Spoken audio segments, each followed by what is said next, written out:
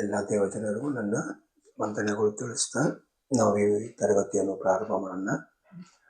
ಮುಂಚಿತವಾಗಿ ನಾವು ನಮ್ಮ ತಂದೆಯಾಗಿರುವ ದೇವರು ಮತ್ತು ಯೇಸುವಾಗಿರುವ ಮೆಷಿಯ, ನಮ್ಮ ಸಹಾಯಕನಾಗಿರುವ ಪವಿತ್ರಾತ್ಮ ಇವರಿಗೆ ನಮ್ಮ ಕೃತಜ್ಞತೆಯನ್ನು ಹೇಳಿ ನಾವು ಈ ಪಾಠವನ್ನು ಪ್ರಾರಂಭ ಮಾಡೋಣ.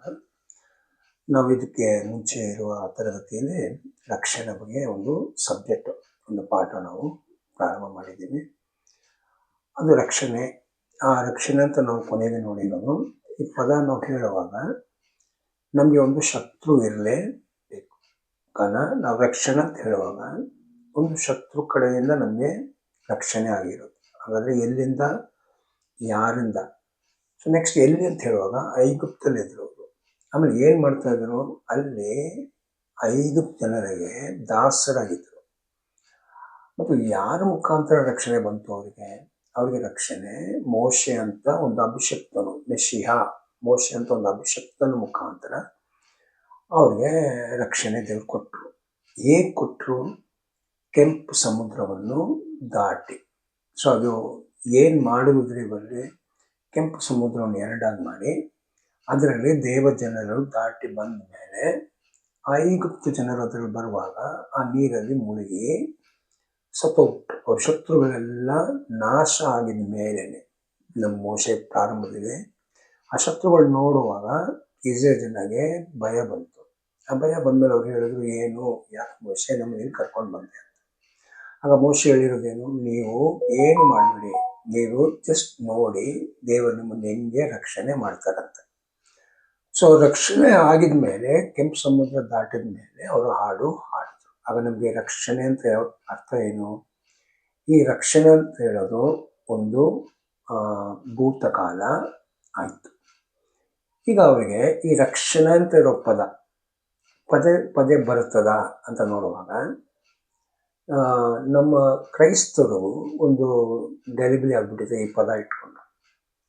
ಅವರು ಹೊಸ ಒಡಂಬಡಿಕೆ ಓದುವಾಗ ಹೊಸ ಒಡಂಬಡಿಕೆ ಪ್ರಕಾರ ಇವಾಗ ಸುವಾರ್ತೆ ಸಾರುವರು ನಾವು ರಕ್ಷಣೆ ಹೊಂದಬೇಕು ಅಂತ ಹೇಳಿ ನಾವು ಯೇಸುವನ್ನು ನಂಬೋದು ಮತ್ತು ನಾವು ಸಭೆಗೆ ಸೇರೋದು ಇದೆಲ್ಲ ಹೇಳುವಾಗ ಅದು ಹೊಸ ಒಡಂಬಡಿಕೆಯಲ್ಲಿರುವ ಸುವಾರ್ತೆ. ಅದು ಹೊಸ ಒಡಂಬಡಿಕೆ ಕಾಲದಲ್ಲಿ. ಈಗ ನಾವು ನೋಡ್ತಾ ಇರೋದು ಮೋಶೆ ಕಾಲದಲ್ಲಿ ಪ್ರಾರಂಭ ಆಗಿರುವ ಇಸ್ರೇಲ್ ಜನ. ಬಟ್ ಹೊಸ ಒಡಂಬಡಿಕೆಯಲ್ಲಿ ಬಂದಿರೋದು ಸುವಾರ್ತೆ ಯಾರಿಗೆ ಸಾರಿರೋದು, ಯಾರಿಗೆ ರಕ್ಷಣೆ ಅಂತ ಹೇಳಿದ್ರು ನೋಡಿ. ಈಗ ರೋಮ 10ನೇ ಅಧ್ಯಾಯದಲ್ಲಿ 9ನೇ ವಾಕ್ಯ, 9:10.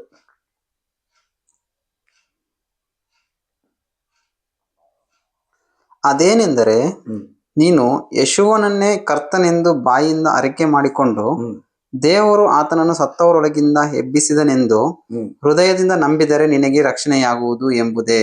ಓಕೆ, ಏನಂತ? ನೀವು ಯೇಸುವನ್ನು ನಂಬಿ ದೇವರವರನ್ನು 3ನೇ ದಿನ ಮರಣದನ್ನ ಎಬ್ಬಿಸಿ ಅಂತ ನೀವು ನಂಬುವಾಗ ನಿಮಗೆ ರಕ್ಷಣೆ ಆಗುತ್ತೆ ಅಂತ. ಇದು ಪೌಲು ಯಾರಿಗೆ ಬರೀತಾ ಇರೋದು ನೋಡಿ? ರೋಮ ಜನರಿಗೆ ಬರೆದಿರೋ ಪತ್ರಿಕೆ ಇದು. ನಾವು ಸಾಧಾರಣವಾಗಿ ಎಲ್ಲರೂ ತಿಳ್ಕೊಳ್ಳೋದು ಪೌಲ್ ಬಂದು ಅನ್ಯ ಜನರಿಗೆ ಸುವಾರ್ತೆ ಸಾರಿದ್ರು ಅಂತ. ಪೌಲ್ ಅನ್ಯ ಜನರಿಗೂ ಸುವಾರ್ತೆ ಸಾರಿದ್ರು. ಬಟ್ ರೋಮ ಪತ್ರಿಕೆ ಬರೆದಿರೋದು ಅನ್ಯ ಜನರಿಗೆ ಅಲ್ಲ. ಕಾರಣ ನೋಡಿ, 10:1 ಯಾರ ಬಗ್ಗೆ ಹೇಳ್ತಿದ್ದಾರೆ ನೋಡಿ? 10:1, ಸಹೋದರರೇ, ಇಸ್ರಾಯೇಲ್ಯರು ರಕ್ಷಣೆ ಹೊಂದಬೇಕೆಂಬುದೇ ನನ್ನ ಮನೋಭಿಲಾಷೆಯು. ನೋಡಿ, ಲೋಕದಲ್ಲಿರುವ ಜನರು ರಕ್ಷಣೆ ಹೊಂದಬೇಕಂತ ಪೌಲು ಈ ಪತ್ರಿಕೆ ಬರೆದಿಲ್ಲ. ಪೌಲು ಬರೆಯುವಾಗ, ಈ ಪತ್ರ ಬರೆಯುವಾಗ ಲೋಕದಲ್ಲಿರುವ ಜನರು ರಕ್ಷಣೆ ಹೊಂದಬೇಕು ಅಂತ ಬರೆದೇ ಇಲ್ಲ. ಅವ್ರು ಬರೀತಾ ಇರೋದು ರೋಮದಲ್ಲಿರುವ ಧರ್ಮಶಾಸ್ತ್ರದಲ್ಲಿ ನಂಬಿರುವ ಅಬ್ರಾಮ ಮಕ್ಕಳಾಗಿರುವ ಇಸ್ರೇಲ್ ಜನರಿಗೆ ಬರೀತಾ ಇದ್ದಾರೆ. ಇನ್ನು ನಮ್ಗೆ ಹೆಂಗ್ ಗೊತ್ತು ಇದರಲ್ಲಿ? ನೋಡಿ, ರೋಮದಲ್ಲಿ 7ನೇ ಅಧ್ಯಾಯ ನಾವು ಓದುವಾಗ ಧರ್ಮಶಾಸ್ತ್ರದ ಬಗ್ಗೆ ಬರೀತಾ ಇದ್ದಾರೆ ಅವರು. ಧರ್ಮಶಾಸ್ತ್ರ ಏನ್ ಹೇಳುತ್ತೆ ಅಂತ ನಿಮಗೆ ಗೊತ್ತಿಲ್ವೋ ಅಂತ ಕೇಳ್ತಿದ್ದಾರೆ. 7ರಲ್ಲಿ ಅಲ್ವಾ? 7 ಸ್ಟಾರ್ಟಿಂಗ್ ಏನಿದೆ? ಸಹೋದರರೇ, ಧರ್ಮಶಾಸ್ತ್ರವನ್ನು ತಿಳಿದವರಿಗೆ ನಾನು ಹೇಳುವುದೇನೆಂದರೆ, ಧರ್ಮಶಾಸ್ತ್ರವನ್ನು ತಿಳಿದಿರುವ ನಿಮ್ಮ ಹತ್ರ ನಾನು ಏನ್ ಕೇಳ್ತಾ ಇದ್ದೀನಿ? ಹಂಗಾದ್ರೆ ಈ ಪತ್ರ ಬರೆದಿರೋದು ಯಾರಿಗೆ? ಧರ್ಮಶಾಸ್ತ್ರ ಗೊತ್ತಿರೋರಿಗೆ. ಈಗ ಧರ್ಮಶಾಸ್ತ್ರ ಯಾರಿಗೆ ಸಿಕ್ತು? ಮೋಶೆ ಮುಖಾಂತರನೇ ಧರ್ಮಶಾಸ್ತ್ರ ಸಿಕ್ಕಿರೋದು. ಹಾಗಾದ್ರೆ ಇಲ್ಲಿ ಪೌಲ್ ಮಾತಾಡ್ತಾ ಇರುವ ರಕ್ಷಣೆ ಅನ್ಯ ಜನರಾಗಿರೋ ಲೋಕದ ಜನರಿಗೆ ಹೇಳಿಲ್ಲ. ಇಲ್ಲಿ 10ನೇ ಅಧ್ಯಾಯದಲ್ಲಿ ಬರೆಯುವಾಗ, ರೋಮ ಪತ್ರಿಕೆ ಬರೆಯುವಾಗ ಬರಿತಾ ಇರೋದು ಆಲ್ರೆಡಿ ದೇವರು ಅಬ್ರಾಮಲ್ಲಿ ವಾಗ್ದಾನ ಮಾಡಿ ಮೋಶೆಯಲ್ಲಿ ಇವ್ರಿಗೆ ರಕ್ಷಣೆ ಕೊಡ್ಬೇಕಂತ ಇವ್ರನ್ನು ಕಾನಾನ್ ದೇಶಕ್ಕೆ ಕರ್ಕೊಂಡು ಬಂದು ಅವರಿಗೆ ಧರ್ಮಶಾಸ್ತ್ರವನ್ನು ಕೊಟ್ಟು ಧರ್ಮಶಾಸ್ತ್ರ ಪ್ರಕಾರ ನಡೀರಿ ಅಂತ ಹೇಳಿ ಆವಾಗ ನೀವು ರಕ್ಷಣೆ ಹೊಂದ್ತೀರಂತ ಅವರಿಗೆ ಕೊಟ್ಟಿರೋ ವಾಗ್ದಾನ ಪ್ರಕಾರ ನಡೆದಿರುವ ಇಸ್ರೇಲ್ ಜನರಿಗೆ ಪೌಲ್ ಬರೆಯುವ ಕಾಲದಲ್ಲಿ ಯೆಶುವ ಬಂದು ಸತ್ತು ಪುನರುದ್ಧಾನ ಆಗಿದ್ಮೇಲೆ ಒಂದು ಹೊಸ ಸುವಾರ್ತೆ ಬಂತು. ಆಗ ಈ ಹೊಸ ಸುವಾರ್ತೆ ಯಾರು ನಂಬಬೇಕು? ಮುಂಚಿತವಾಗಿ ಅನ್ಯ ಜನರಿಗೆ ಸುವಾರ್ತೆ ಅವ್ರು ಸಾರಿಲ್ಲ. ನಾವು ಇದಕ್ಕೆ ಮುಂಚೆನೂ ಪಾಠ ನೋಡಿದೀವಿ. ಸುವಾರ್ತೆ ಮೊದಲಾಗಿ ಬಂದಿರೋದು ಅಬ್ರಾಮ್ ಜನರಿಗೆ. ಯೆಶುವ ಏನಂತ ಹೇಳಿದ್ರು? ನಾನು ಅಬ್ರಾಮಲ್ಲಿ ಇರೋ ಮಕ್ಕಳನ್ನು ಸೇರ್ಸೋಕೆ ಬಂದಿದ್ದೇನೆ. ನಾನು ಪುನರುದ್ಧಾನ ಆಗಿದ್ಮೇಲೆ ನೀವು ಲೋಕದ ಕಟ್ಟ ಕಡೆ ಹೋಗಿ ಯಾರಿಗೆ ಸುವಾರ್ತೆ ಸಾರಬೇಕಂತ ನೋಡಿದೀವಿ? ಅಬ್ರಾಮ್ ಮಕ್ಕಳಿಗೆ. ಅದಕ್ಕೆ ತೋಮ ಕೇರಳ ಬರುವಾಗ ಕೇರಳದಲ್ಲಿ ಅಬ್ರಾಮ್ ಜನ ಇದ್ರು, ಅದಕ್ಕೆ ಕೇರಳದಲ್ಲಿ ಬಂದು ಸತ್ಯ ಹೇಳಿದ್ರು. ಇಲ್ಲಿಂದ ಏನಕ್ಕೆ ತಮಿಳ್ನಾಡು ಹೋದ್ರು? ತಮಿಳ್ನಾಡಲ್ಲೂ ಇಸ್ರೇಲ್ ಜನ ಇದ್ರು, ಮತ್ತು ಅಲ್ಲಿಂದ ಚೈನಾ ಹೋಗ್ಬೇಕಂತ ಐಡಿಯಾ ಮಾಡಿರೋದು. ಬಟ್ ಅದಕ್ಕೆ ಮುಂಚೆ ತಮಿಳ್ನಾಡಲ್ಲಿ ಸಾಯಿಸ್ಬಿಟ್ರು. ಇಲ್ಲದ್ರೆ ಅವರು ಚೈನಾ ಹೋಗಿರ್ತಾರೆ. ಆ ಕಾಲದಲ್ಲಿ ಇದೇ ಮಾರ್ಗ, ಈ ಮಾರ್ಗನೇ ಬರಬೇಕು. ಶಿಪ್ ರೂಟ್, ಈ ತರ ರೂಟ್ ಇತ್ತು. ಚೈನಾ ಇಂದ ಸಿಲ್ಕ್ ಎಲ್ಲ ವ್ಯಾಪಾರ ಆಗ್ತಾ ಇತ್ತು. ಮತ್ತು ನಮ್ಮ ದೇಶದಿಂದ ಸ್ಪೈಸಸ್ಸು, ಈ ಮೆನ್ಸು, ಇದೆಲ್ಲ ಇಲ್ಲಿಂದ ಬೇರೆ ಊರುಗಳಿಗೆ ಹೋಗ್ತಾ ಇರೋದು ಇದೇ ರೂಟ್ ಆಗಿತ್ತು. ಸಮುದ್ರದ ಮಾರ್ಗ ಇದೇ ಮಾರ್ಗವಾಗಿತ್ತು. ಅದಕ್ಕೆ ಅವ್ರು ಕೊಚ್ಚಿನ್ ಬರಬೇಕು, ಚೆನ್ನೈ ಹೋಗ್ಬೇಕು, ಆಮೇಲೆ ಅಲ್ಲಿಂದ ಅವರು ಚೈನಾ ದೇಶಕ್ಕೆಲ್ಲ ಹೋಗ್ಬೇಕು. ಬಟ್ ಏನಾಯ್ತು, ತಮಿಳ್ನಾಡಲ್ಲಿ ಅವ್ರು ಸಾಯಿಸಿದಕ್ಕೆ ಅವ್ರು ಚೈನಾ ಹೋಗೋಕ್ಕಾಗಿಲ್ಲ. ಸೊ ಅವರು ಈ ತರ ಲೋಕದ ಕಟ್ಟ ಕಡೆ ಶಿಷ್ಯಗಳು ಎಲ್ಲ ಹೋಗಿ ಹೇಳಿರೋದು, ರಕ್ಷಣೆ ಮೊದಲಾಗಿ ತಿಳಿಸಿರೋದು ಅಬ್ರಾಮ್ ಜನರಿಗೆ. ಅದೇ ತರ ಇಲ್ಲಿ ರೋಮದಲ್ಲಿ ಪತ್ರಿಕೆ ಬರೀತಾ ಇರೋದು ಧರ್ಮಶಾಸ್ತ್ರ ತಿಳಿದಿರೋರು. ಈಗ ಇವ್ರು ಏನ್ ಮಾಡ್ತಾ ಇದ್ರು? ಮೋಶೆ ಮುಖಾಂತರ ಕೊಟ್ಟಿರೋ ಧರ್ಮಶಾಸ್ತ್ರದಿಂದ ರಕ್ಷಣೆ ಸಿಕ್ಕುತ್ತೆ ಅಂತ ಇವರು ಇನ್ನೂ ಧರ್ಮಶಾಸ್ತ್ರದಲ್ಲಿ ನಡೀತಾ ಇದ್ದಾರೆ. ಬಟ್ ಏನಾಯ್ತಂತ ನಾವು ನೋಡ್ಬೇಕು, ರಕ್ಷಣೆ ಅವರಿಗೆ ಸಿಕ್ತಾ ಇಲ್ವಾ ಅಂತ. ಅದು ನಾವು ಸಬ್ಜೆಕ್ಟ್ ಬರ್ತೀವಿ. ಈಗ ಇದು ಹೊಸ ಒಡಂಬಡಿಕೆಯಲ್ಲಿ ಬಂದಿರುವ ರಕ್ಷಣೆ ಬಗ್ಗೆ ನಾವು ತಿಳ್ಕೊಳ್ತಾ ಇರೋದು. ಆಗ ಇದು ಯಾರಿಗೆ ಬಂತು? ಧರ್ಮಶಾಸ್ತ್ರದಲ್ಲಿ ರಕ್ಷಣೆ ಸಿಕ್ಕುತ್ತೆ ಅಂತ ನಂಬಿಕೊಂಡು ಇನ್ನೂ ಧರ್ಮಶಾಸ್ತ್ರದಲ್ಲಿ ನಡೆಯೋರಿಗೆ ದೇವರೊಂದು ಮಾರ್ಗ ಮಾಡಿರೋದು. ಅದೇ ರೋಮ 8:3 ಒಂದು ವಾಕ್ಯ ಇದೆ ನೋಡಿ. ರೋಮ 8:3 ಧರ್ಮಶಾಸ್ತ್ರವು ನಮ್ಮ ಶರೀರ ದೀನ ಸ್ವಭಾವದ ನಿಮಿತ್ತ ನಿರ್ಬಲವಾಗಿ ಯಾವ ಕೆಲಸವನ್ನು ಮಾಡಲಾರದೆ ಇತ್ತೋ. ಧರ್ಮಶಾಸ್ತ್ರ ದೇವರು ರಕ್ಷಣೆಗಾಗಿ ಕೊಟ್ಟಿರೋದು, ಅದರಿಂದ ಇವರಿಗೆ ರಕ್ಷಣೆ ಸಿಕ್ಕಿಲ್ಲ ಅಂತೆ. ಇವ್ರು ಏನ್ ಮಾಡಿದ್ದಾರೆ? ಇನ್ನು ನೀವು ರೋಮ 7 ಓದ್ ನೋಡಿ. ಅದ್ ಯಾವ ಧರ್ಮಶಾಸ್ತ್ರದಿಂದ ನನಗೆ ಜೀವ ಬರ್ಬೇಕಂತ ದೇವ್ರು ಕೊಟ್ರು, ಅದನ್ನ ನಾನು ಪಾಪ ಆಗ ಮಾಡ್ಬಿಟ್ಟೆ ಅಂತ ಹೇಳ್ತಾ ಇದಾರೆ ಅವರು. ಹಾಗಾದ್ರೆ ಧರ್ಮಶಾಸ್ತ್ರದಿಂದ ಅವ್ರಿಗೆ ಏನ್ ಬಂತು? ಅದು ರಕ್ಷಣೆ ದೊರಕಿಲ್ಲ ಅವ್ರಿಗೆ, ರಕ್ಷಣೆ ಸಿಕ್ಕಿಲ್ಲ ಅವ್ರಿಗೆ. ಅದಕ್ಕೆ ಪೌಲ್ ಬರೀತಾ ಇದ್ದಾರೆ, ಧರ್ಮಶಾಸ್ತ್ರ ಯಾವುದು ಇಸ್ರೇಲ್ ಜನರಿಗೆ ಮಾಡಕ್ಕಾಗಿಲ್ಲ, ಅದನ್ನು ದೇವರೇ ಮಾಡಿದ್ರು. ಹೆಂಗ್ ಮಾಡಿದ್ರು ದೇವರು ನೋಡಿ. ನಿರ್ಬಲವಾಗಿ ಯಾವ ಕೆಲಸವನ್ನು ಮಾಡಲಾರದೆ ಇತ್ತೋ ಅದನ್ನೇ ದೇವರೇ ಮಾಡಿದನು. ಅದೇನೆಂದರೆ ಆತನು ಪಾಪ ನಿವಾರಣೆಗಾಗಿ ತನ್ನ ಮಗನನ್ನು ಪಾಪ ದೀನವಾದ ನರಭಾವದ ರೂಪದಲ್ಲಿ ಕಳುಹಿಸಿಕೊಟ್ಟು. ಹಾಗಾದ್ರೆ ಧರ್ಮಶಾಸ್ತ್ರ ಏನ್ ಮಾಡ್ತಾ ಇತ್ತು? ಇಸ್ರೇಲ್ ಜನರಿಗೆ ಪಾಪ ಏನಂತ ಹೇಳ್ಕೊಡ್ಬೇಕು. ನೀವು ರೋಮ 7 ಅಧ್ಯಾಯದಲ್ಲಿ ನೋಡಿ, ಅವರು ಪೂರ್ತಿಯಾಗಿ 7, 8, ರೋಮ 7, 7, 7, 8 ಅಲ್ಲ. ಧರ್ಮಶಾಸ್ತ್ರ ಏನು ಕೊಟ್ಟರು ಓದ್ ನೋಡಿ. ಅದು 7:7.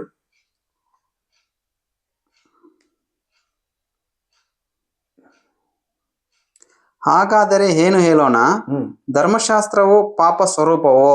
ನೋಡಿ, ಈಗ ಧರ್ಮಶಾಸ್ತ್ರದಲ್ಲಿ ನಡೆದು ಯಾರು ಸತ್ಯದಲ್ಲಿ ನಡೀತಾ ಇಲ್ಲ, ಧರ್ಮಶಾಸ್ತ್ರ ಪ್ರಕಾರ ನೀತಿವಂತರಾಗ್ತಾ ಇಲ್ಲ. ಅದಕ್ಕೆ ಪೌಲ್ ಕೇಳ್ತಿದ್ದಾರೆ, ಹಾಗಾದ್ರೆ ಯಾಕೆ ದೇವ್ರು ಧರ್ಮಶಾಸ್ತ್ರ ಕೊಡ್ಬೇಕು? ಧರ್ಮಶಾಸ್ತ್ರ ಕೊಟ್ಟಿರೋ ತಪ್ಪಾಯ್ತಾ ಅಂತ ಧರ್ಮಶಾಸ್ತ್ರದಲ್ಲಿ ನಡೀತಾ ಇರುವ ಇಸ್ರೇಲ್ ಜನರ ಹತ್ರ ಪೌಲ್ ಕೇಳ್ತಾ ಇರೋದು ರೋಮದಲ್ಲಿ. ಎಂದಿಗೂ ಅಲ್ಲ, ಆತರ ಅಲ್ಲ. ಧರ್ಮಶಾಸ್ತ್ರದಿಂದಲೇ ಹೊರತು ಪಾಪವೆಂಬುದು ಏನೋ ನನಗೆ ಗೊತ್ತಾಗುತ್ತಿರಲಿಲ್ಲ. ನೋಡಿದ್ರೆ, ಆಗ ದೇವ್ರು ಏನಕ್ಕೆ ಧರ್ಮಶಾಸ್ತ್ರ ಕೊಟ್ಟರು? ಇಸ್ರೇಲ್ ಜನ ರಕ್ಷಣೆ ಹೊಂದಬೇಕು. ಎಲ್ಲಿಂದ ರಕ್ಷಣೆ ಹೊಂದಬೇಕು? ಅವರು ಪಾಪದ ಸ್ವಭಾವದಿಂದ ರಕ್ಷಣೆ ಹೊಂದಬೇಕು. ಅದಕ್ಕೆ ದೇವರೇನು ಮಾಡಿದ್ರು, ಅವರು ಪಾಪ ಏನಂತ ತಿಳ್ಕೊಂಡು ಧರ್ಮಶಾಸ್ತ್ರ ಪ್ರಕಾರ ಮತ್ತು ಅದೇ ಧರ್ಮಶಾಸ್ತ್ರದಲ್ಲಿ ಬರೆದಿರೋ ನೀತಿ ಪ್ರಕಾರ ನಡೆಯುವಾಗ ಅವರು ಪಾಪ ಬಿಟ್ಟು ನೀತಿವಂತರಾಗಬೇಕಾಗಿತ್ತು.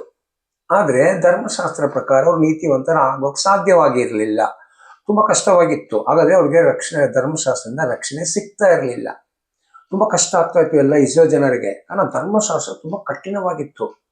ಯಾಕೆ ಕಠಿಣ ಅಂದರೆ, ನೀವು ಇದೇ ಧರ್ಮಶಾಸ್ತ್ರ ಇದೆಯವ್ರಿಗೆ ಇನ್ನೊಂದು ಭಕ್ತ ಬರೆಯೋದು ಸ್ವಲ್ಪ ನೋಡಿ ಏನು ಹೇಳ್ತಿದ್ದಾರೆ ಅಂತ. ಯಾಕೋಬು 2:9-10.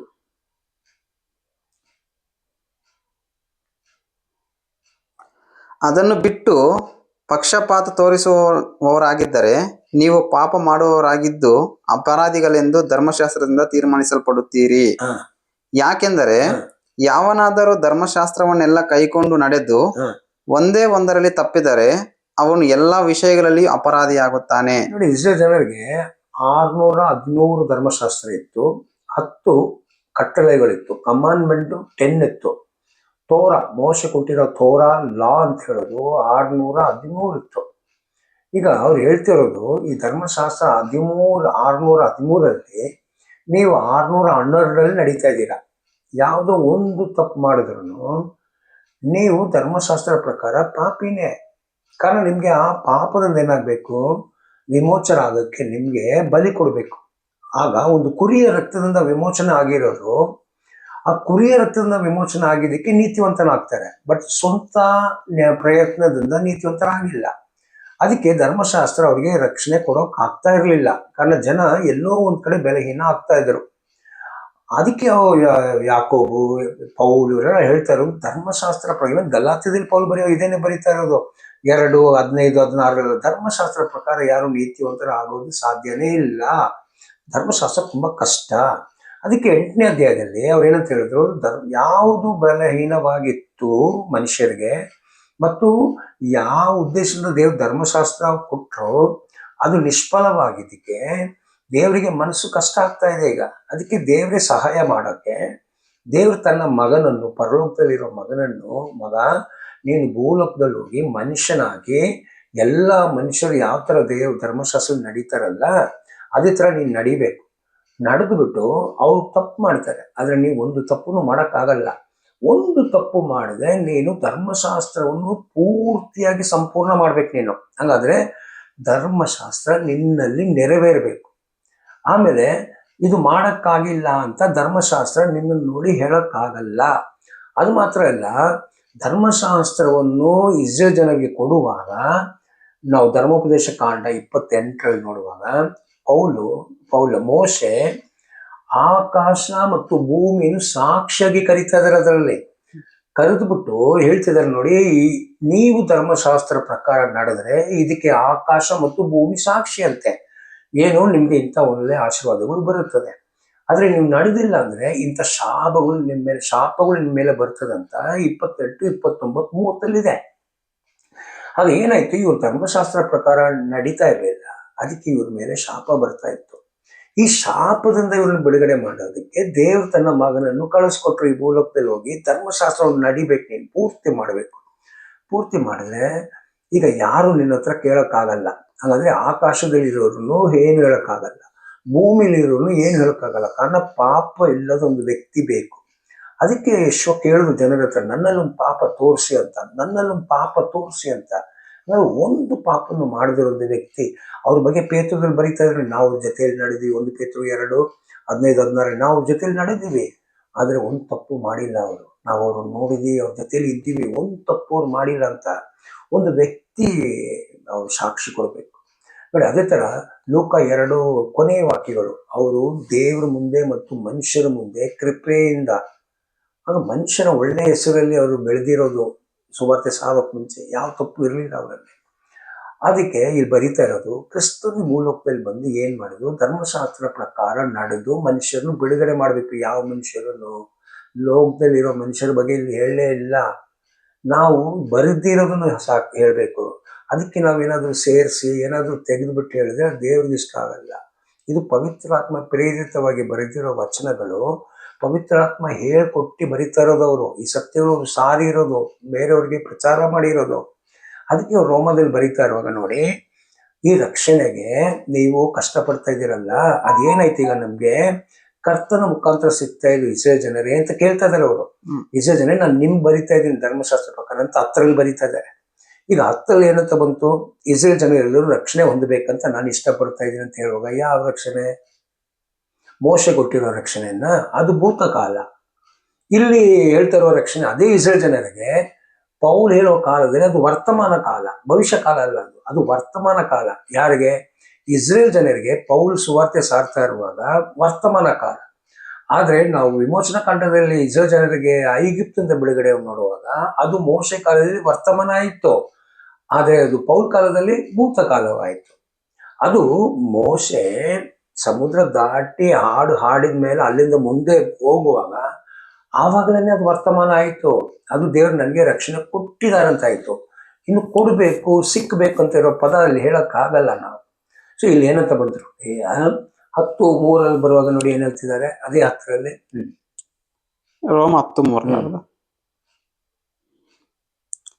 ಅವರು ದೇವರಿಂದ ದೊರಕುವ ನೀತಿಯನ್ನರಿಯದೆ ಸ್ವನೀತಿಯನ್ನೇ ಸ್ಥಾಪಿಸಬೇಕೆಂದು ಪ್ರಯತ್ನಿಸುತ್ತಾ ಇದ್ದದರಿಂದ. ಇಲ್ಲಿ ಸ್ವನೀತಿ ಅಂತ ಏನು? ದೇವರು ಕೊಟ್ಟಿರೋ ಧರ್ಮಶಾಸ್ತ್ರ ಪ್ರಕಾರ ನಡೆದು ನೀತಿವಂತರಾಗ್ಬೇಕಂತ ಪ್ರಯತ್ನ ಮಾಡ್ತಿದ್ದಾರೆ. ಆದ್ರೆ ಇಲ್ಲಿ ಸಾಕ್ಷಿ ಏನು?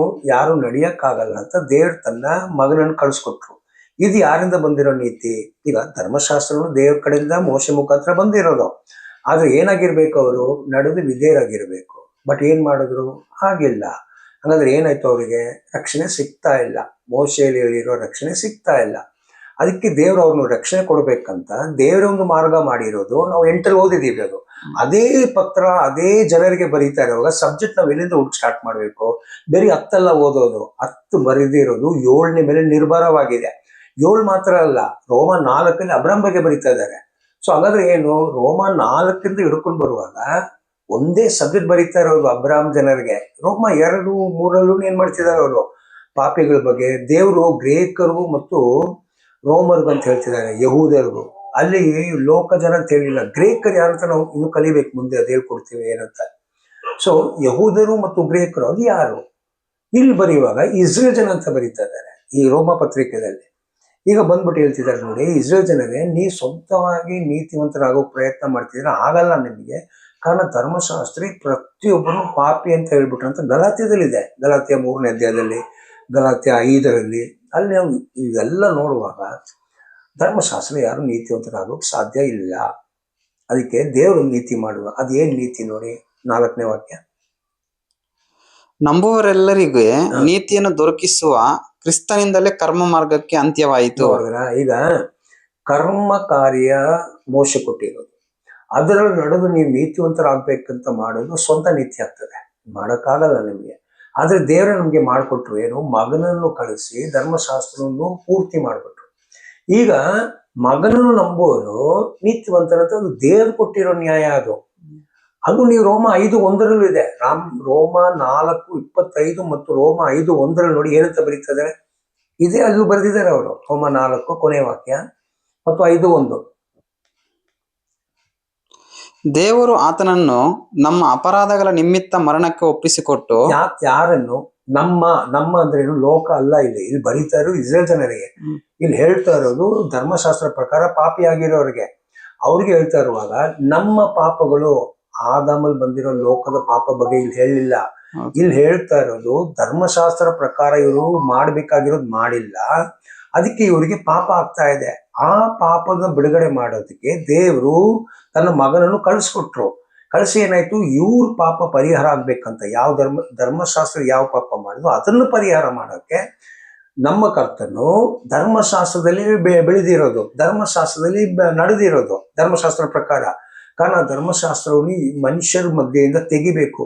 ಮೋಶೆ ಕೊಟ್ಟಿರೋ ಧರ್ಮಶಾಸ್ತ್ರವನ್ನು ತೆಗೆದಿಲ್ಲ ಅಂದ್ರೆ ಧರ್ಮಶಾಸ್ತ್ರ ಇರುವ ಕಾಲವೆಲ್ಲ ಇಸ್ರೇಲ್ ಜನ ಪಾಪಿ ಅಂತ ಆಗ್ಬಿಡ್ತಾರೆ.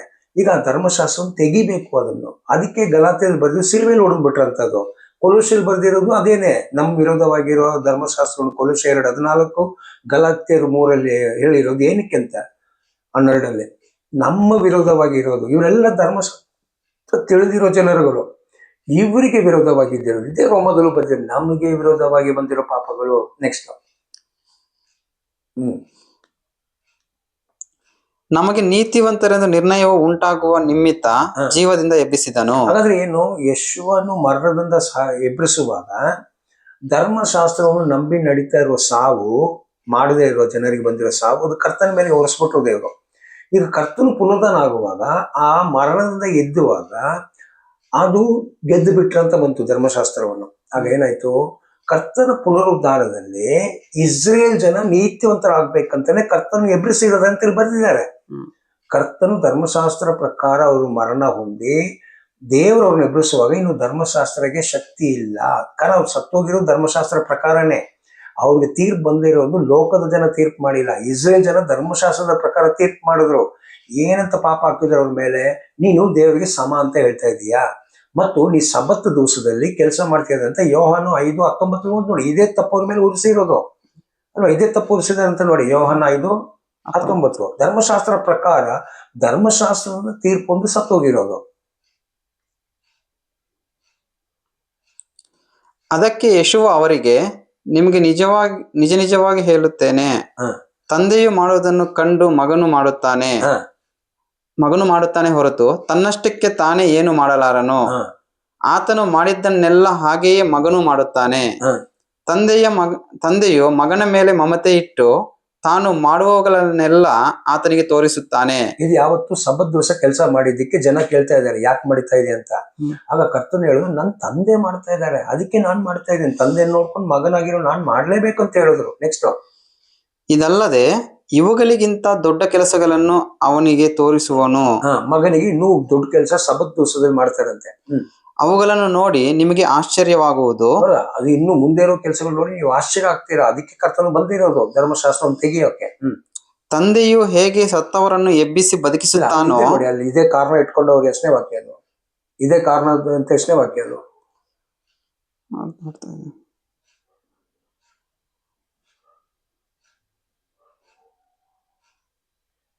ಸ್ವಲ್ಪ ಇನ್ನು ಕೆಳಗೆ ನೋಡಿ, 21 ವಾಕ್ಯ ನೋಡಿ. ಇದೇ ತಪ್ಪಿಟ್ಟು ವರ್ಷನೇ ಅವ್ರು ಇದಾಕಿರೋದು.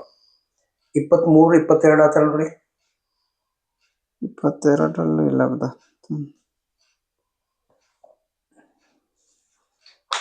ಅಲ್ಲಿ ಇದೆ ರೋಮದ, ಅದು ಯೋಹಾನ 5 ಇದೆ ಅದು.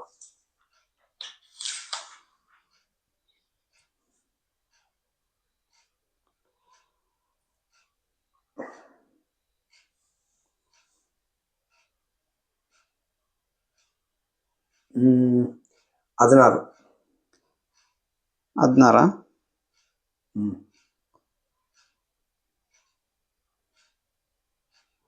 ಆದ ಕಾರಣ ಯೆಹೂದ್ಯರು ಯೇಸುವ ಸಬ್ಬತ್ ದಿನದಲ್ಲಿ ಇಂಥ ಕೆಲಸಗಳನ್ನು ಮಾಡುತ್ತಾನಲ್ಲ ಎಂದು ಆತನನ್ನು ಹಿಂಸಿಸುವವರಾದರು. ಓಕೆ, ನೆಕ್ಸ್ಟ್ ಅದೇ ಕಾರಣಕ್ಕೆ ಅವರು ಇದು ಮಾಡಿದ್ರು ಇದೆ, ಹಿಂಸೆ ಮಾತ್ರ ಹಾಕಿದಾರಲ್ಲ. ಇನ್ನು ಸ್ವಲ್ಪ ಮೇಲೆ ಅಲ್ಲೇ ಕೆಳಗಡೆ ಇದಾವೆ. ಅದೇ 16 ಇದೆಯಲ್ಲ. ನೀವ್ ಎಷ್ಟನೇ ವಾಕ್ಯ ಓದಿರೋದು? 16. 18 ಓದಿದ್ರು. 19, 18. ಈ ಮಾತನ್ನು ಹೇಳಿದ್ದರಿಂದ ಆತನ ಸಬ್ಬತ್ ದಿನವನ್ನು ಅಲಕ್ಷ್ಯ ಮಾಡಿದ್ದಲ್ಲದೆ ದೇವರನ್ನು ನನ್ನ ತಂದೆ ಎಂದು ಹೇಳಿ ತನ್ನನ್ನು ದೇವರಿಗೆ ಸರಿಗಟ್ಟಿಕೊಂಡಿದ್ದಾನೆಂದು ಯೆಹೂದ್ಯರು ಆತನನ್ನು ಕೊಲ್ಲುವುದಕ್ಕೆ ಮತ್ತಷ್ಟು ಪ್ರಯತ್ನ ಮಾಡಿದರು. ನೋಡಿದ್ರ, ಈ ಎರಡು ತಪ್ಪು. ಹಾಗಾದ್ರೆ ಇಸ್ರೇಲ್ ಪ್ರಕಾರ ಇರುವ ಧರ್ಮಶಾಸ್ತ್ರಕ್ಕೆ ವಿರುದ್ಧವಾಗಿ ಯೇಸುವ ನಡೆದರಂತಾನೆ ಇಸ್ರೇಲ್ ಜನ ಹೇಳ್ತಾ ಇರೋದು. ದೇವರಿಗೆ ಸಮ ಇಲ್ಲ ಅಂತ ಧರ್ಮಶಾಸ್ತ್ರ, ಮತ್ತು ಸಬ್ಬತ್ತಲ್ಲಿ ಕೆಲಸ ಮಾಡಬಾರ್ದಂತ ಧರ್ಮಶಾಸ್ತ್ರ. ಈ ಎರಡು ರದ್ದು ಮಾಡುವಾಗ ಇಸ್ರೇಲ್ ಜನರಿಗೆ ಏನಾಯ್ತು, ಇಸ್ರೇಲ್ ಒಳಗೇನೆ ಇವ್ರನ್ನ ಸಾಯಿಸೋಕೆ ಅವ್ರಿಗೆ ಕಾರಣ ಸಿಕ್ಬಿಡ್ತು, ಧರ್ಮಶಾಸ್ತ್ರಕ್ಕೆ ವಿರೋಧವಾಗಿ. ಆಗ ಒಂದು ಪ್ರಶ್ನೆ ಬರ್ತಿದೆ, ಏನಕ್ಕೆ ಇವ್ರು ರೋಮ ಹತ್ರ ಕರ್ಕೊಂಡು ಹೋದ್ರಂತ, ರೋಮ ಅರಸನ ಹತ್ರ. ಕಾರಣ ಆವಾಗ ರೋಮ ಅರಸನು ಇಸ್ರೇಲ್ ಮೇಲೆ ಆಳ್ವಿಕೆ ಮಾಡಿದ್ದಕ್ಕೆ ಇಸ್ರೇಲ್ ಜನರು ರೋಮಗೆ ವಿರುದ್ಧವಾಗಿ ಯಾರನ್ನು ಸಾಯಿಸೋಕ್ಕಾಗಲ್ಲ. ಸಾಯಿಸೋ ಅಧಿಕಾರ ಅದು ಕ್ಯಾಪಿಟಲ್ ಪನಿಷ್ಮೆಂಟು, ಅದು ಬೇರೆ ಸರ್ಕಾರ ಹತ್ರ ಇತ್ತು. ಅದಕ್ಕೆ ಇವರು ಯಾರನ್ನೊಂದು ಸಾಯಿಸೋಕ್ಕಾಗಲ್ಲ. ಅದಕ್ಕೆ ಇವರು ಹೋಗಿ ಈ ಮನುಷ್ಯ ನಮ್ಮ ಧರ್ಮಶಾಸ್ತ್ರ ವಿರೋಧವಾಗಿ ಪಾಪ ಮಾಡ್ತಾ ಇದ್ದಾರೆ, ಸಾಯಿಸ್ಬೇಕಂತ ಅವ್ರ ಹತ್ರ ಅಧಿಕಾರ ಕೇಳ್ತಾ ಇರೋದು, ನಮ್ಗೆ ರೈಟ್ಸ್ ಕೊಡಿ ಅಂತ.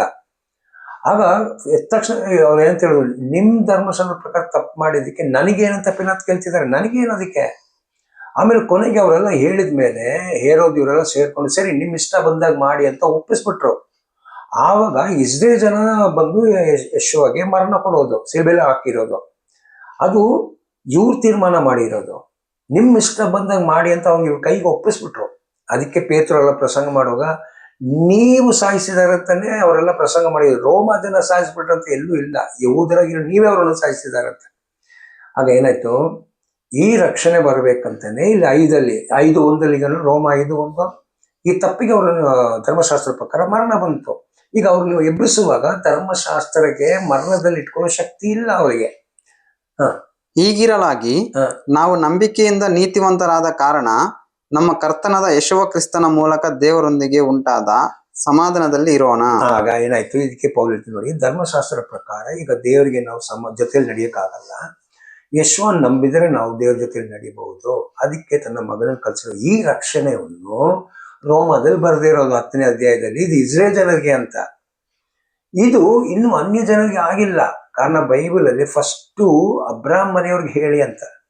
ಅದಕ್ಕೆ ನೀವು ಅಪೊಸ್ತಲರ ಕೃತ್ಯ 13-15 ಓದುವಾಗ ನಾವು ನಿಮ್ಗೆ ಸುವಾರ್ತೆ ಸಾರಿ ನೀವು ಬೇಡ ಅಂತ ಹೇಳಿದ್ದಕ್ಕೆ ನಾವು ಅನ್ಯ ಜನರ ಹತ್ರ ಹೋಗ್ತಾ ಇದೀವಿ ಅಂತ ಅಪೊಸ್ತಲರ ಕೃತ್ಯದಲ್ಲಿ ಬಂದಿರೋದು.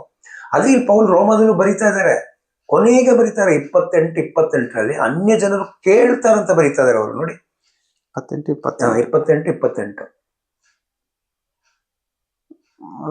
ರೋಮನದ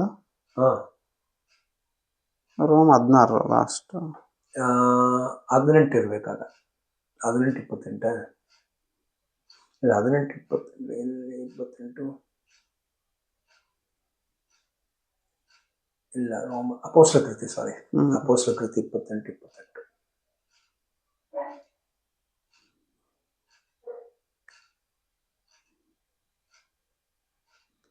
ಆದ ಕಾರಣ ದೇವರಿಂದಾದ ಈ ರಕ್ಷಣೆಯು ಅನ್ಯ ಜನರಿಗೆ ಹೇಳಿ ಕಲಿಸಲ್ಪಟ್ಟಿದೆ ಎಂದು ನಿಮಗೆ ಚೆನ್ನಾಗಿ ತಿಳಿದಿರಲಿ. ನೋಡ, ಇದು ಏನ್ ಹೇಳ್ತಾ ಇರೋದು, ನಿಮಗೆ ಅಂತ ಯಾರಿಗೂ ಅನ್ಯ ಜನರಿಗೂ ಸಹ ಈಗ ಸುವಾರ್ತೆ ಸಾರ್ತಾ ಇದ್ದಾರೆ.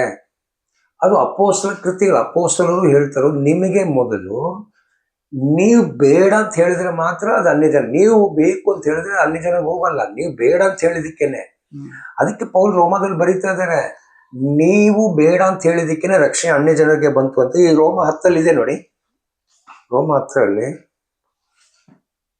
ಅವ್ರು ಬಿದ್ದಿರೋದು ನಿಮ್ಗೆ ರಕ್ಷಣೆ, ಅನ್ಯ ಜನರಿಗೆ ರಕ್ಷಣೆ ಕಾರಣವಾಯ್ತು ಅಂತಿದೆ ನೋಡಿ. ರೋಮ 10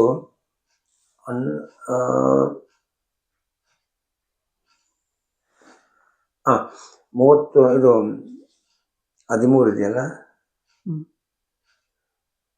10-13 ಕರ್ತನ ನಾಮವನ್ನು ಹೇಳುವವರೆಲ್ಲರೂ ರಕ್ಷಣೆಯಾಗುವುದೆಂದು ಬರೆದಿದೆ. ಸೊ ಅದಕ್ಕೆ ಸ್ವಲ್ಪ ಮೇಲೆ ನೋಡಿ. ಅದೇ ಈ ವಿಷಯದಲ್ಲಿ ಯಹೂದ್ಯನಿಗೂ ಗ್ರೀಕನಿಗೂ ಹೆಚ್ಚು ಕಡಿಮೆ ಏನು ಇಲ್ಲ. ಇಲ್ಲೂ ಎಲ್ಲರಿಗೆ ರೋಮದಲ್ಲಿ ಬರೀತಾ ಇರೋದು ಸ್ಟಾರ್ಟಿಂಗ್ 2ನೇ ಅಧ್ಯಾಯದಲ್ಲೂ ಇದೆ, ಅದು ಯಹೂದನು ಗ್ರೇಕನು, ಲೋಕ ಜನ ಅಂತ ಹೇಳಿಲ್ಲ, ಅನ್ಯ ಜನ ಅಂತ ಇನ್ನೊಂದು ಪದ ಇದೆ ಅಲ್ಲಿ. ಸೊ ಏನಾಯ್ತಾ ಇದು ಹೇಳ್ತಾ ಇರೋದು, ರೋಮರಿಗೂ ಗ್ರೇಕರಿಗೂ ಏನು ವ್ಯತ್ಯಾಸ ಇಲ್ಲ, ಇವರಿಬ್ರಿಗೂ ಈಗ ರಕ್ಷಣೆ ಇದೆ ಯಶೋದಲ್ಲಿ. ಆಮೇಲೆ ಏನ್ ಹೇಳ್ತಾ ಇದಾರೆ ನೋಡಿ, ಎಲ್ಲರಿಗೂ ಒಬ್ಬನೇ ಕರ್ತ, ಆತನು ತನ್ನ ನಾಮವನ್ನು. ಈಗ ಯಾರ್ಯಾರು ದೇವ್ರ ಹೆಸರು ಕರೀತಾರೋ ಆಮೇಲೆ ಅವರಿಗೆ. ಸೊ ಹಾಗಾದ್ರೆ ಇದು ಆಮೇಲೆ ಅವರಿಗೆ ಸುವಾರ್ತೆ ಸಾರೋದು. ಅಲ್ಲಿ ಇವರು ಬಿದ್ದಿರೋದು ಅನ್ಯ ಜನರಿಗೆ ರಕ್ಷಣೆಗೆ ಕಾರಣವಾಯಿತು ಅಂತ ಇದೆಯಲ್ಲ, 16-17 ಬರ್ತದೆ ಅದು.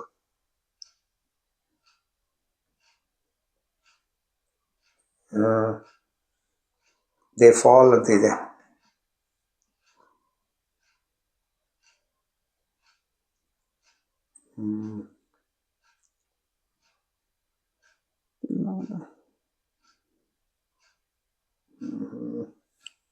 ಜನರಿಗೆ ಏನಕ್ಕೆ ಸುವಾರ್ತೆ ಕೊಡ್ತಿದ್ದಾರೆ ಅಂತ ಇವರಲ್ಲಿ ಭಕ್ತಿ ಬರಬೇಕಂತ ಮಾಡಿರೋದು.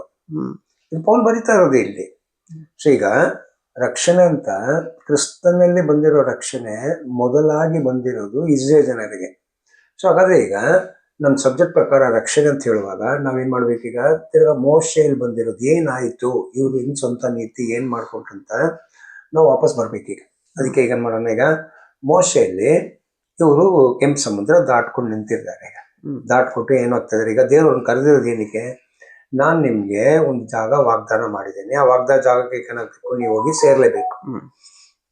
ಈಗ ಅಲ್ಲಿ ಸೇರೋದಕ್ಕೆ ಇವ್ರಿಗೆ ಯಾರಾದ್ರೂ ಅಡ್ಡಿ ಮಾಡಿದ್ರೆ, ಹಂಗಾದ್ರೆ ಇವರು ಅಲ್ಲಿ ಸೇರಬಾರದು.